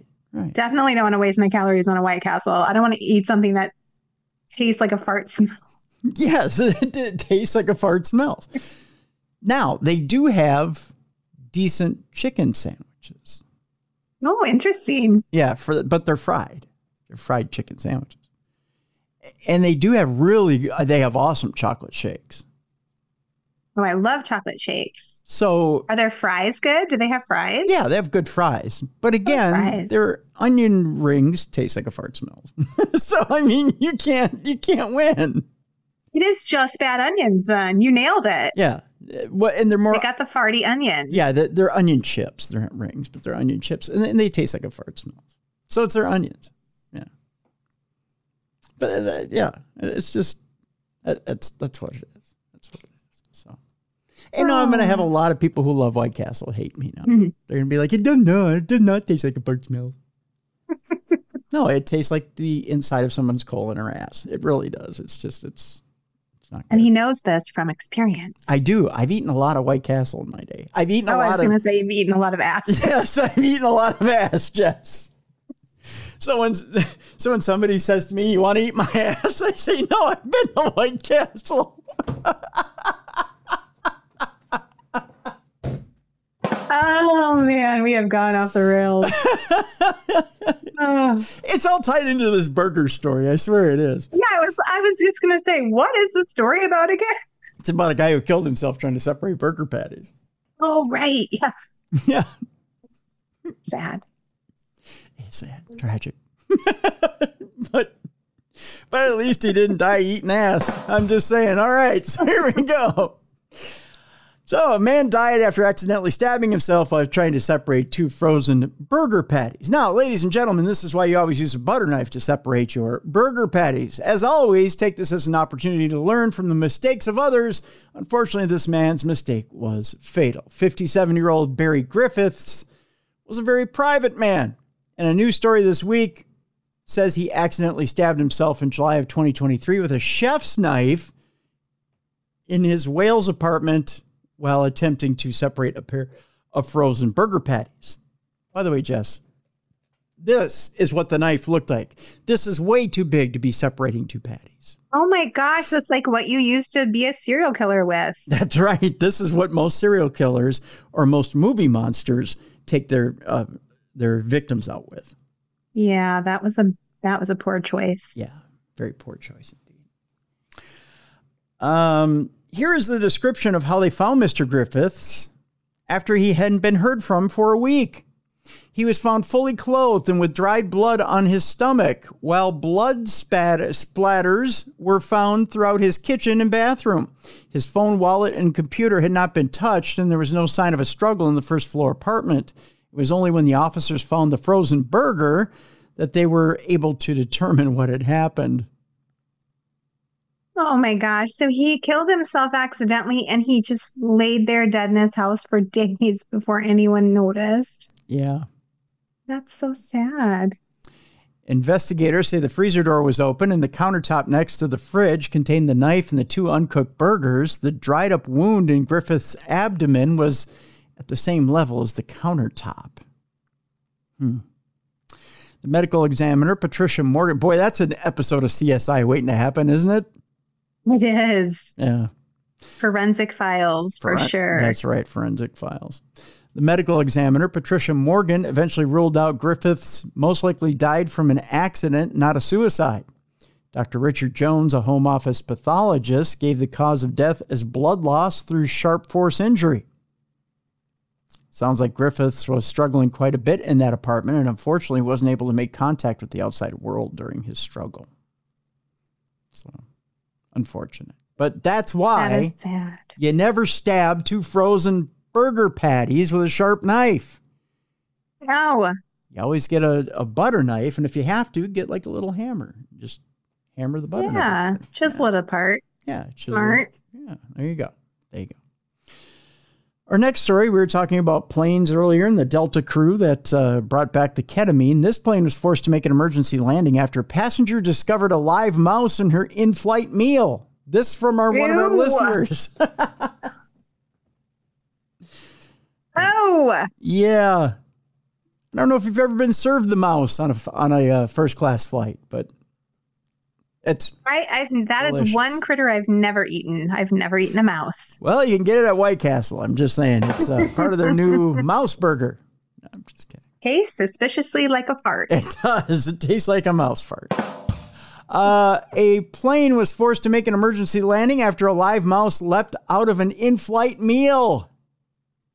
By the way, this is not on an American flight. I hope not. I'll just point that out right now. The Scandinavian Airlines flight from the Norwegian capital Oslo to Malaga in the south of Spain was diverted to Copenhagen. Scandinavian Airlines said the diversion was an established procedure for safety reasons. Airlines ban rodents on board, probably because they can't pay for a ticket. Just saying. to prevent electrical wiring from being chewed through. That's the other reason. The passengers were later flown to Malaga on a different aircraft. One passenger, Jarl Borestad, that's a strong name, wrote on Facebook, "Believe it or not, a lady next to me here at SAS opened the food and out jumped a mouse." What's that? I would die. I would expel everything in my body. I would poop my pants. I would totally lose every part of my mind. Yeah, I think the words "what the" would come out. Now we have turned around and landed at CPH, or Copenhagen Airport, for flight changes. He also used laughing emojis and a photograph of himself smiling, seated next to two women, but he did not say whether the mouse was spotted again after jumping out of the food. Airline spokesperson Oystein Schmidt said, "This is something that happens extremely rarely. We have established procedure." Happened before? Yeah, but not all the time. Just rarely. Yeah. It's okay. Not okay. He says, "We have established procedures for such situations, which also include a review with our suppliers to ensure this does not happen again. And if it does, make sure it's dead and in the entree." Just saying. On Sunday, the pilot of a U.S. Delta Airlines flight was forced to make an emergency landing after a loss of pressure left some passengers reporting bleeding eardrums, headaches, and bloody noses. Much worse than a mouse. So, Would say, I guess I'd take the mouse over the rest of that. Yeah. Panic ensued on the flight from Salt Lake City to Portland, Oregon, and paramedics met passengers at the gate after the plane landed. The airline apologized for that one, by the way. They're like, "So sorry, but hey, you know what's better than that? A mouse in your food. How would you like that? We could put a mouse in your food." Put this in perspective, people. Yeah. You could have a mouse in your food, or you could die of bloody ears. Yeah, you could be bleeding from your ears, or you could just have this cute little furry, darling little mouse in your food. Yeah. So, Jess, I got to ask you, what do you think, if your children could take you to court for anything, what do you think they'd take you to court for? I don't know. Maybe for having a messy house. Maybe my house is too messy. I'm talking about anything that you might have done to them. Oh, anything I might have. I've never done anything to them. I'm too nice. Oh, look at you. See? You've never done anything to them, like you've never accidentally given away any of their I suppose they don't have CDs. Look at me. I did accidentally bump Logan's head into a door once when he was a baby. Oh. And I was storming out of a room in frustration. Mm-hmm. And I spun around and I hit his head in the door. So there was no pain and suffering charges there that he could have gotten? Yeah, there. Okay. Maybe that. There you go. Okay. All right. Well, this 20-year-old man in Taiwan is going to take his own mother to court for throwing away his comic book collection. Oh. Now, he may have a case here. Let's see what he's got. I mean, he might. Some of that stuff is worth a lot. It is. So let's see if he has a case here. A 20-year-old Taiwanese man got so mad after his elderly mother threw away his prized manga collection without his consent that he took her to court and refused to reconcile with her. Oh, he's serious about his manga, let me tell you. A 64-year-old woman from Chiayi City, Taiwan, landed in hot water after throwing away her young son's 32-volume Attack on Titan manga collection. The two were living together, and the 64-year-old woman had become fed up with her son's ever-growing comic collection. So when she stumbled on or over his Attack on Titan manga collection and determined that the volumes were a little damp, she decided to recycle them and free up much-needed space. She never checked. I know, right? Oh, God. She never checked with her son if it was okay. And when he came home and learned that his 32 volumes were gone, he was extremely angry and ended up calling the police on his mother. Oh, holy overreaction. The scorned son filed a complaint against his mother with the local police and later took her to court for destroying his personal property without his consent.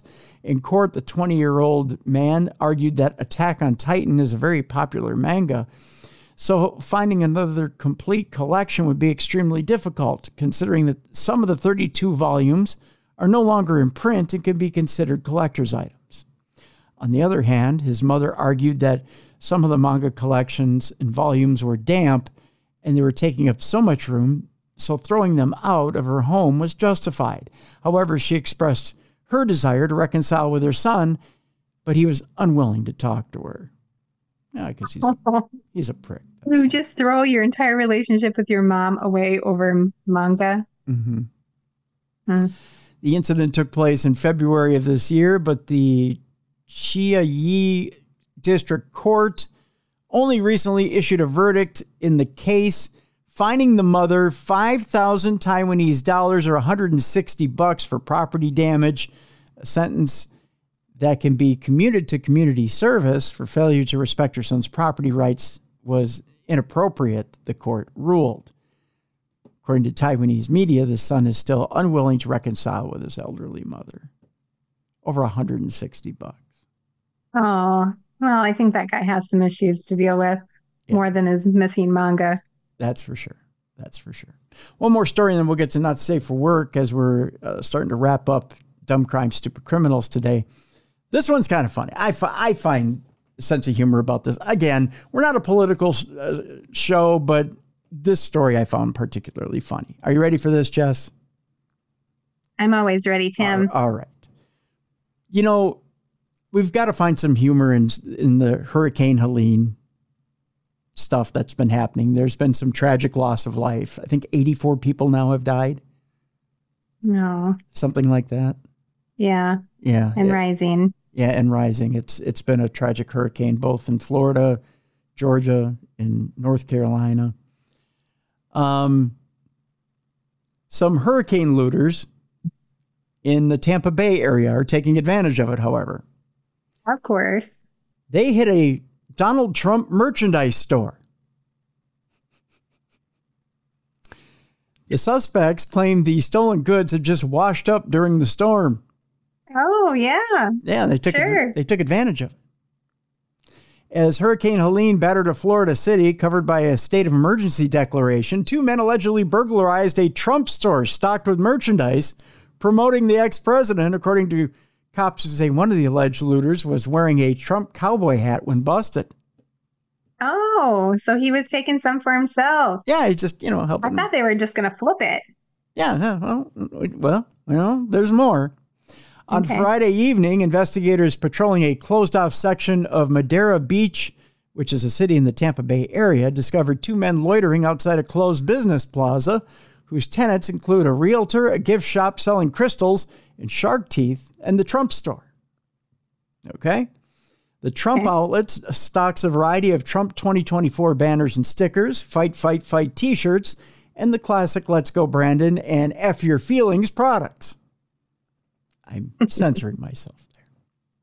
When police approached the pair, they were in possession of merchandise that matched items sold in the Trump store, which was unsecured due to damages from the storm, of course. It had torn up the business plaza, correct?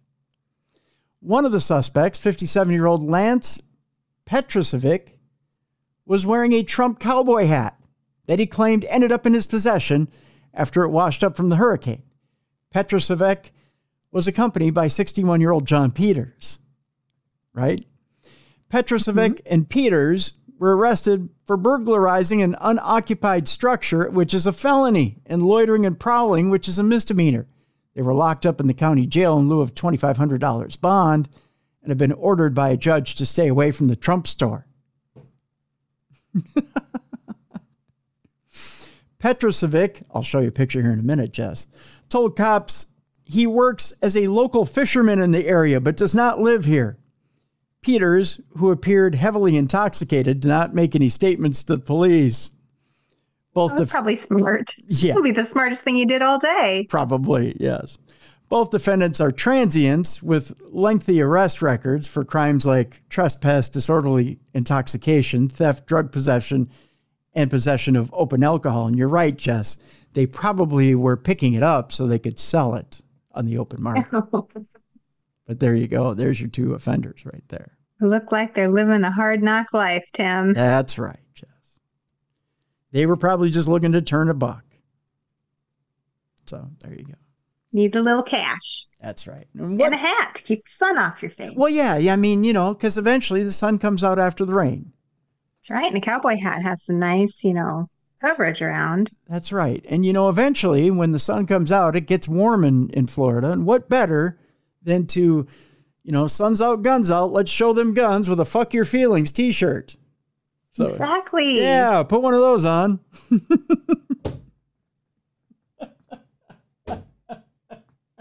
But cut the sleeves off. Yeah. You got to go sleeveless. So. Perfect. Yeah. So, all right. It's time now for the not safe for work portion of the program. For this, we're going to need you to take your kids, tell them to go fuck their feelings and put them in the closet real quick.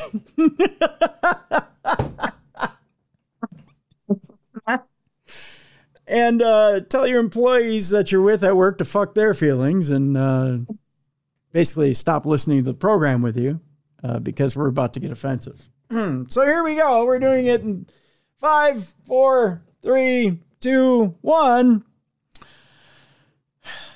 First of all, we're getting knee deep in sheep. I know Jess is like, what? What? A Montana man is getting 6 months in prison for cloning giant sheep and breeding it. Oh. I don't think I want to know. It's not what you think. Wow.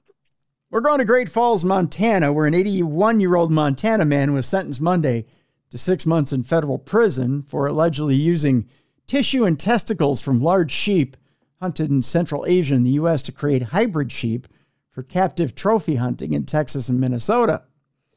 U.S. District Court Judge Brian Morris said he struggled to come up with a sentence for Arthur Jack Schubarth of Vaughn, Montana. He said he weighed Schubarth's age and lack of a criminal record with a sentence that would deter anyone else from trying to change the genetic makeup of the creatures on the earth. Morris also fined Schubarth $20,000 and ordered him to make a $4,000 payment to the U.S. Fish and Wildlife Foundation. Schubarth will be allowed to self-report to a Bureau of Prisons medical facility. I will have to work the rest of my life to repair everything I've done, Schubarth told the judge just before sentencing. Schubarth's attorney, Jason Holden, said cloning the giant Marco Polo sheep hunted in Kyrgyzstan in 2013 has ruined his client's life, reputation, and family. I think this has broken him, Holden said. Holden, in seeking a probationary sentence, argued that Schubarth was a hardworking man, was always cared for animals, and did something that no one else could have done in cloning the giant sheep, which he named Montana Mountain King, or MMK. Oh. Yeah. Interesting. The animal has been confiscated by U.S. Fish and Wildlife Services and is being held in an accredited facility until it can be transferred to a zoo, said Richard Baer, who is a special agent with the Wildlife Service. Sarah Brown, an attorney with the U.S. Department of Justice, had asked that Schubarth be sentenced to prison, saying his illegal breeding operation was widespread, involved other states, and endangered the health of other wildlife. The crime involved forethought, was complex, and involved other illegal acts, she said. Schubarth owns Sun River Enterprises, which is a 215-acre alternative livestock ranch, which buys, sells, and breeds alternative livestock such as mountain sheep, mountain goats, and ungulates, primarily for private hunting preserves, where people shoot captive trophy game animals for a fee, according to prosecutors. He had been in the game farm business since 1987. Schubarth pleaded guilty in March to charges that he and 5 other people conspired to use tissue from a Marco Polo sheep illegally brought into the U.S. to clone that animal and then use its clone and its descendants to create a larger hybrid species of sheep that would be more valuable for captive hunting operations. Marco Polo sheep are the largest in the world, can weigh 300 pounds, and have curled up horns up to 5 feet long, according to court records.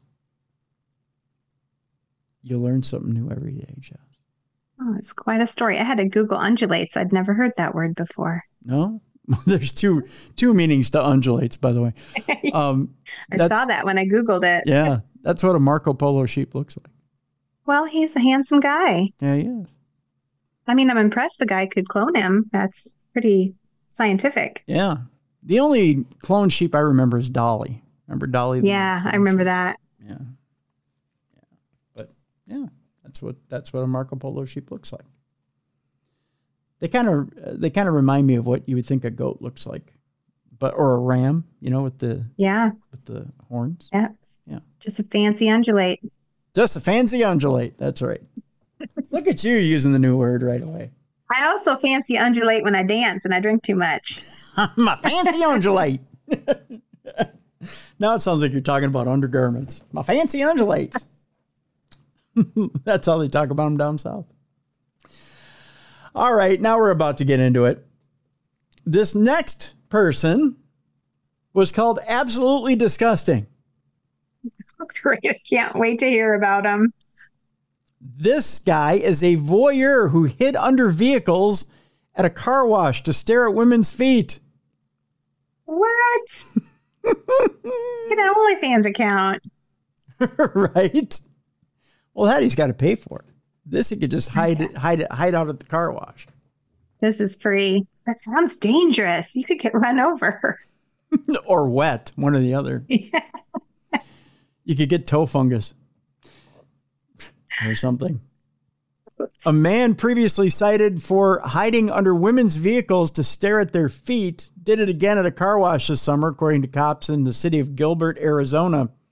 28-year-old Jesse Michael Johnson is charged with voyeurism and disorderly conduct, according to the Phoenix Fox affiliate KSAZ. In separate incidents, 3 women were vacuuming their SUVs at a Superstar car wash location near Riggs Road and Val Vista Drive. That's how he got them. He would sit under their car while they were vacuuming, Jess.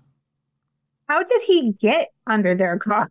He had to drive in, and then he had to army crawl under their car. I think this is what it is. Okay, so you go through, you get your car washed, right? You get the people who kind of wash your car, but then you have how when you drive out, you got the vacuum it yourself deal? Yeah. Mm-hmm. I think when the women get out to vacuum the car themselves, he probably slips under the car and looks at their feet. So weird. It is weird. It's bizarre. In separate incidents, 3 women were vacuuming their SUVs at a Superstar car wash location. In these 3 incidents, the defendant pulled into a parking spot next to the victim. Oh, it's even better than that. While each victim was vacuuming her vehicle, defendant hid under her SUV and spent several minutes under her vehicle. The defendant climbed out from under the vehicle when each victim was finishing her vacuuming and left the area. How bizarre. Surveillance footage caught a man in the act. Cops say that this is Johnson. He was arrested Tuesday and held on $10,000 bond. At one point, you can see his head pop out on the driver's side. Looking up at me, one of the women, Chanel, told AZ Family, I just never would have thought in a million years that there would be someone underneath of my car. At this point, I need to stop the story and ask you, Jess. Okay, you're at a car wash. You're vacuuming out your car. Someone's head comes out and does this and is looking at your feet. What do you say? I think I'd be like, that'll be $5, sir. And if he pays it? Your cash on my dashboard. These feet aren't free. These feet aren't free.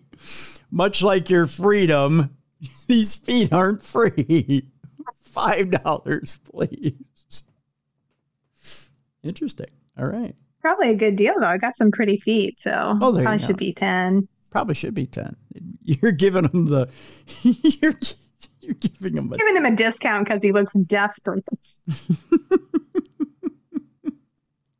They're getting the Groupon discount along with the car wash. I can see you falling on hard times, Jesse. You're getting the $5 discount. You're getting the 50% off Groupon. Surveillance footage showed the perpetrator return to his vehicle at that point and act like he was cleaning one of his tires. Oh, so he's like... Yeah. I'll play that off. Let me get that for you. Under someone's car, looking up at them. Yeah. And then just casually get out and be like, no, I'm just cleaning my tires. Just cleaning my tires. By the way, you have nice feet. I mean, this tire looks like I got it all. Mm-hmm. All of the victims had flip-flops and shorts on. That's what we all had in common, Chanel said. Ooh, he has a type. He likes the flip-flops. Yeah. She described having nightmares because of the incident. Going into the community and doing this to women is absolutely disgusting, and I don't think he realizes what it's doing to us as the victims, Chanel said. Back in June of 2016, when Johnson was 20, authorities in Nebraska once cited him for hiding under a woman's car to touch her feet. Okay, that's creepy. That is too much. Yeah. You hear booga booga, and then he grabs your toes. That'll get you killed Yeah. if you touch my feet from under my car. That'll get your head kicked in. Just out of reflex. Yeah. I mean, how can you be so stupid as to kind of grab somebody's feet when you're under a car? I mean, you're gonna get curb stomped. I mean, come on. He had to have learned a lesson, right? He must have. That's why he just looks at him now. Yeah, that's no why. touchy. You get touched, you get stomped, son. This was reportedly the fourth time that year that he was cited for that. Oh my God. In Nebraska. Johnson reportedly admitted at the time that he was sexually attracted to women's feet, and he asserted that he could not control his sexual desires. By the way, preliminary hearing for Mr. Foot Fetish is October 3rd. So there you go. All right. I believe we have 2 stories left. This next story, sent to me by our friend Bijou out in Las Vegas. If I can get this story to come up, because it was having a little bit of an issue earlier. And then the last story we have today is by far the most disgusting criminal I think I've heard in quite some time. Okay. I'll brace myself. Brace yourself for this. This next story takes place in China. Now, occasionally, you know, as a society, we have different things that break down, right? You know, we have, because mechanics aren't perfect, right? So we have planes that break down. We have cars that break down. In this case, it was a train that broke down.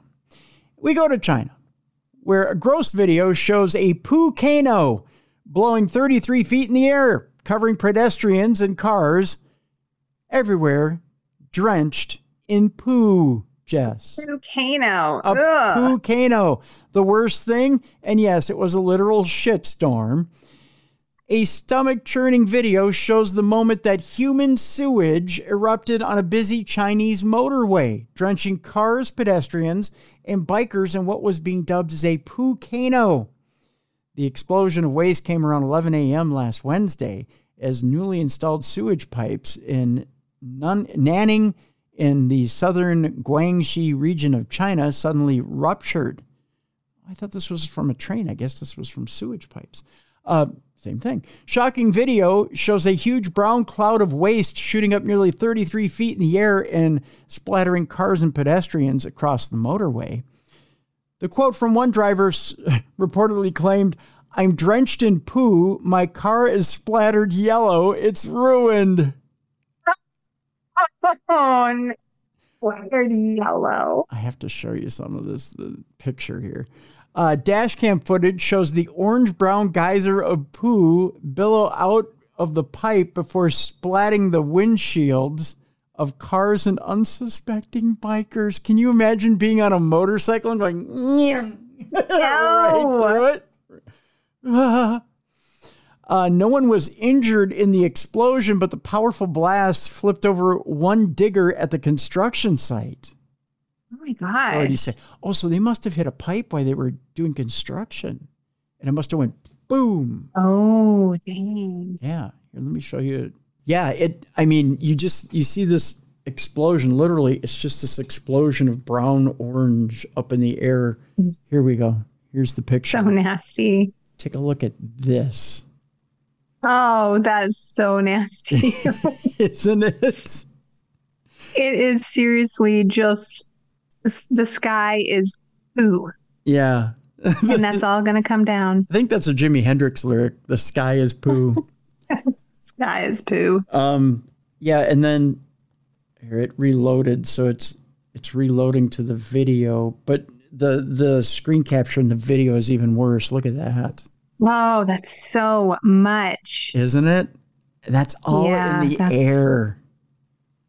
So what goes up must come down, right? Yep. Oh, I can't even imagine. I'll take the mouse in my food, please. For $500. Police were saying, by the way, they didn't know if they were going to charge anybody or if there were any charges against anybody. Because they didn't know. Obviously it was an accident. Yeah. That poor person who was the cause. I can't even imagine how bad you would feel. Ugh. And he would probably be really stinky because it probably got all over him too. Yeah. By the way, there's a headline here that says, I once snuck into a Diddy party. Here's how I schmoozed with the stars at the event with naked women and the best hot dogs. Just saying, if they have great hot dogs at that party, I'm going. The best hot dogs. I do like hot dogs. I wish I didn't. They're so disgusting. One time we got like a tooth in one or something. Oh, no. Yeah, it was bad. No. Don't tell me that. It was not meat. Turned me off to hot dogs for about a week, and then I was back. Oh, just a week? Buy the kosher ones. Oh, yeah. You got to get the kosher ones. Then you're safe. Yeah. I was back in my poor days. I had to buy the cheap ones. Oh, I know. Yeah, I try not to buy the cheap ones anymore. You get $2 to $3 or higher per package. You got to go. Yeah, you got to get the good ones. You just have to. Okay, last story here, Jess. This is the dumbest criminal ever. And the reason I say the dumbest criminal ever, because he started out with incredibly bad videos and went even worse in his time. We get this story from the Metro, and you always have to wonder when you're getting a story from the Metro, if it's for real or for play. Yeah. But it comes from reliable sources. Okay, so during a raid of his home, detectives seized a mobile phone containing 75 videos of monkeys in distress. Right. I'm just pondering what you've just said. Right. I want you to... letting that soak in. Monkeys in distress. Monkeys in distress. So we're talking monkey torture videos. Oh, Tim. But he graduated to monkey torture videos. It was worse. How could it be worse? It got worse, Jess. Okay, so Jess, here's the story. I know it seems really weird. It sounds bizarre, but a quote-unquote gentle giant who secretly shared extremely perverse videos of baby monkeys being tortured on Facebook has finally been jailed for 20 months. That's what he gets. 20 months. 20 months. But this isn't the worst thing he's done. This guy is incredibly stupid. And he deserves... Sounds like it, just based on that alone. And he deserves our final spot today on Dumb Crime, Stupid Criminals. 42-year-old Peter Stanley was part of a private Facebook group called Monkey Sauce, whose members were encouraged to view and post their own videos of monkey torture. What? That's a thing? That's a thing on Facebook. That's disgusting. Yeah. And why it was allowed to continue, I don't know. Stanley, who previously worked for a solicitor's firm, shared 3 of his own videos in the group and left comments such as, "A fave of mine, this one," and on other sickening posts. But unbeknownst to Stanley, the group had been infiltrated by animal welfare activists who passed his Facebook ID over to the police. By the way, this is what a monkey torture guy looks like. He looks like a gorilla. He legit looks like a gorilla, like an angry gorilla. Doesn't he? Yeah. Yeah. I'm telling you. During a raid of his home, detectives seized a mobile phone containing 75 videos of monkeys in distress. Stanley was also found to have been searching terms on the internet such as horse porn and how to tell if a baby monkey is distressed. Ooh. Weird. He's watching horses get it on.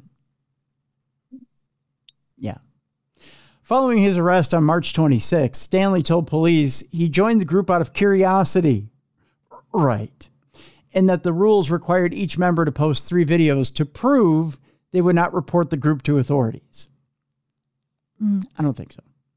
Can't Facebook monitor that sort of thing? I mean, your account shut down for simple infractions. I know, that seems right? crazy. Come on, Facebook. I can't even post promos for the show that have authors book. Sometimes they hold up the promo, or they ban the promo because it's got their book link to it. And, oh my gosh. And there's something in the book link that they don't like. They say you're trying to solicit another website, and they ban the entire promo. And I have to change. But if you want to share monkeys in distress, and yeah, but that's fine. That's fine. Yeah. Following his arrest on March 26, Stanley told police he joined the group out of curiosity and that the rules required each member to post 3 videos to prove they would not report the group to authorities. The videos, which vary between 7 and 15 minutes in length, that's right, they're that long, showed baby monkeys being horrifically tortured by people believed to be in either Thailand or Indonesia. Among the extreme violence inflicted on the monkeys included mutilation and torture with instruments, including pliers, a hatchet, and a machete. Stanley, right. I'm so upset by this. Stanley did not make the videos himself or harm animals directly, but told the moderators of the group he wanted to join because he hated monkeys. Well, we hate you. What kind of a sick bastard hates monkeys? That's right. How can the greatest thing ever. Look at the picture of this cute monkey. How can you hate this little guy right here? Look at him. I could never. He's so cute. Right? He's a cutie. Look at him. I want to bring him home and have him make me. I have deep dislike for this man. I want to bring the little monkey home, have him make me strong feelings shrimp. about this story, Tim. I know. I want to bring the monkey home, have him make me shrimp pasta. That's what I. Yeah. Yeah. I'm putting to work. No, I'm just kidding. Snuggle with him and watch true crime shows all night. Yeah.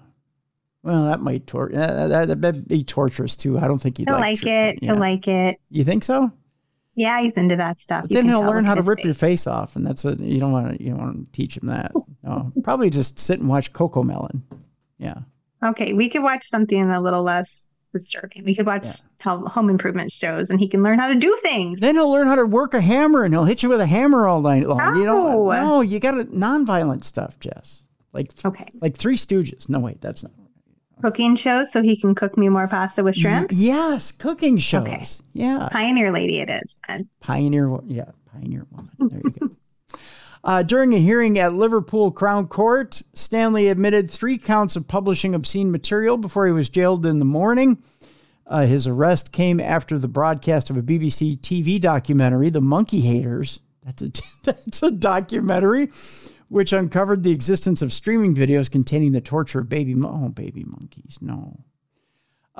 Thomas Quirk, senior Crown prosecutor of Mercy Cheshire Court Prosecution Service, said the videos that Peter Stanley posted on his page on the Facebook site are truly horrific. The torture imposed on these animals included... Oh, no, I can't read that. It included some bad stuff. Why anyone would possibly want to be involved in that sort of thing is impossible to understand. Peter Stanley was publishing videos of animals being brutally injured, apparently for pleasure. Charles Lander, defending, told the court that 2 references had described the defendant as caring and friendly, who was full of integrity, but now was also full of remorse and regret. I say you hook his testicles up to a battery, like a car battery. See how that works. Yes. Yeah. I think that's a fair punishment. Yep. Upon disclosing his arrest, his employment was terminated and his partner of 8 years ended their relationship. He has since been living with his parents, who described their son as a gentle giant and couldn't believe they were sitting in Crown Court. Well, guess what, parents? Believe it. Sentencing Judge Ian Harris told the defendant, these offenses are utterly repellent and have no place in a civilized society. You are a volunteer, not a conscript. The judge told the defendant that an immediate custodial sentence was unavoidable and sentenced him to 20 months imprisonment. Speaking after the hearing, Sarah Kite, co-founder of Action for Primates, said, we are grateful to Merseyside Police for taking this action against the posting of monkey torture videos on Facebook. Those individuals involved in distributing graphic and obscene content depicting the violent and sadistic torture and killing of baby monkeys need to know that their behavior is not only vile, but also a crime. So there you go. They also say it's a wake up to Meta and other social media companies that continue to allow that highly disturbing activity. Did you find something? What's that? I said, did you find something? Are you looking up the monkey videos? Oh, okay. No, someone just hacked my email. Oh, someone hacked your email? Oh, no. That's out of nowhere. I'm sorry. Well, that's not good. Is it the monkey? Dumb criminals getting into my stuff, Tim. Dumb criminals getting into your stuff. Is it the monkey torturers? That's not good. My phone vibrated and I was like, ooh, what's that? Ooh, hackers. That's not good. We'll let you get to the hackers then. So you've got 2 books that are out and available right now. You've got Ghostly Tales of Pennsylvania. You've got Monsters of the Northeast. We've got a link in the description of this program for that. The trip is still up and available. Is the there's code? just a few spaces left. It's almost full. So we have an event that first weekend in November or second weekend in November. Okay. Sorry, I have a lot of events in my brain too. I'm having a hard time keeping everything straight. That's the November 11th, I believe, or 13th. It's on my website. Okay. Yep. So follow that link to the website for the trip. Tomorrow on the big show, Supernatural News, and then we have a special guest on Thursday of this week. We'll just put it this way, Jess. We're going to be talking about your intuition. Ooh, I love that topic. Yeah. And how to expand your intuition and how you can do it from home. I love this. I can't wait for this interview. Yeah. So, and it's with an old friend of ours. So I'll give you that much of a hint. So that's coming up later on this week. So we got a full week this week. It's a good week this week. As we head into October, it's hard to believe we're in October already. It's crazy. Yeah. So going too fast. Yeah, that's for sure. So that'll do it for today. For Jessica Freeburg, I'm Tim Dennis. Thank you so much for joining us today on the big program. We'll see you tomorrow for Supernatural News right here on Darkness Radio.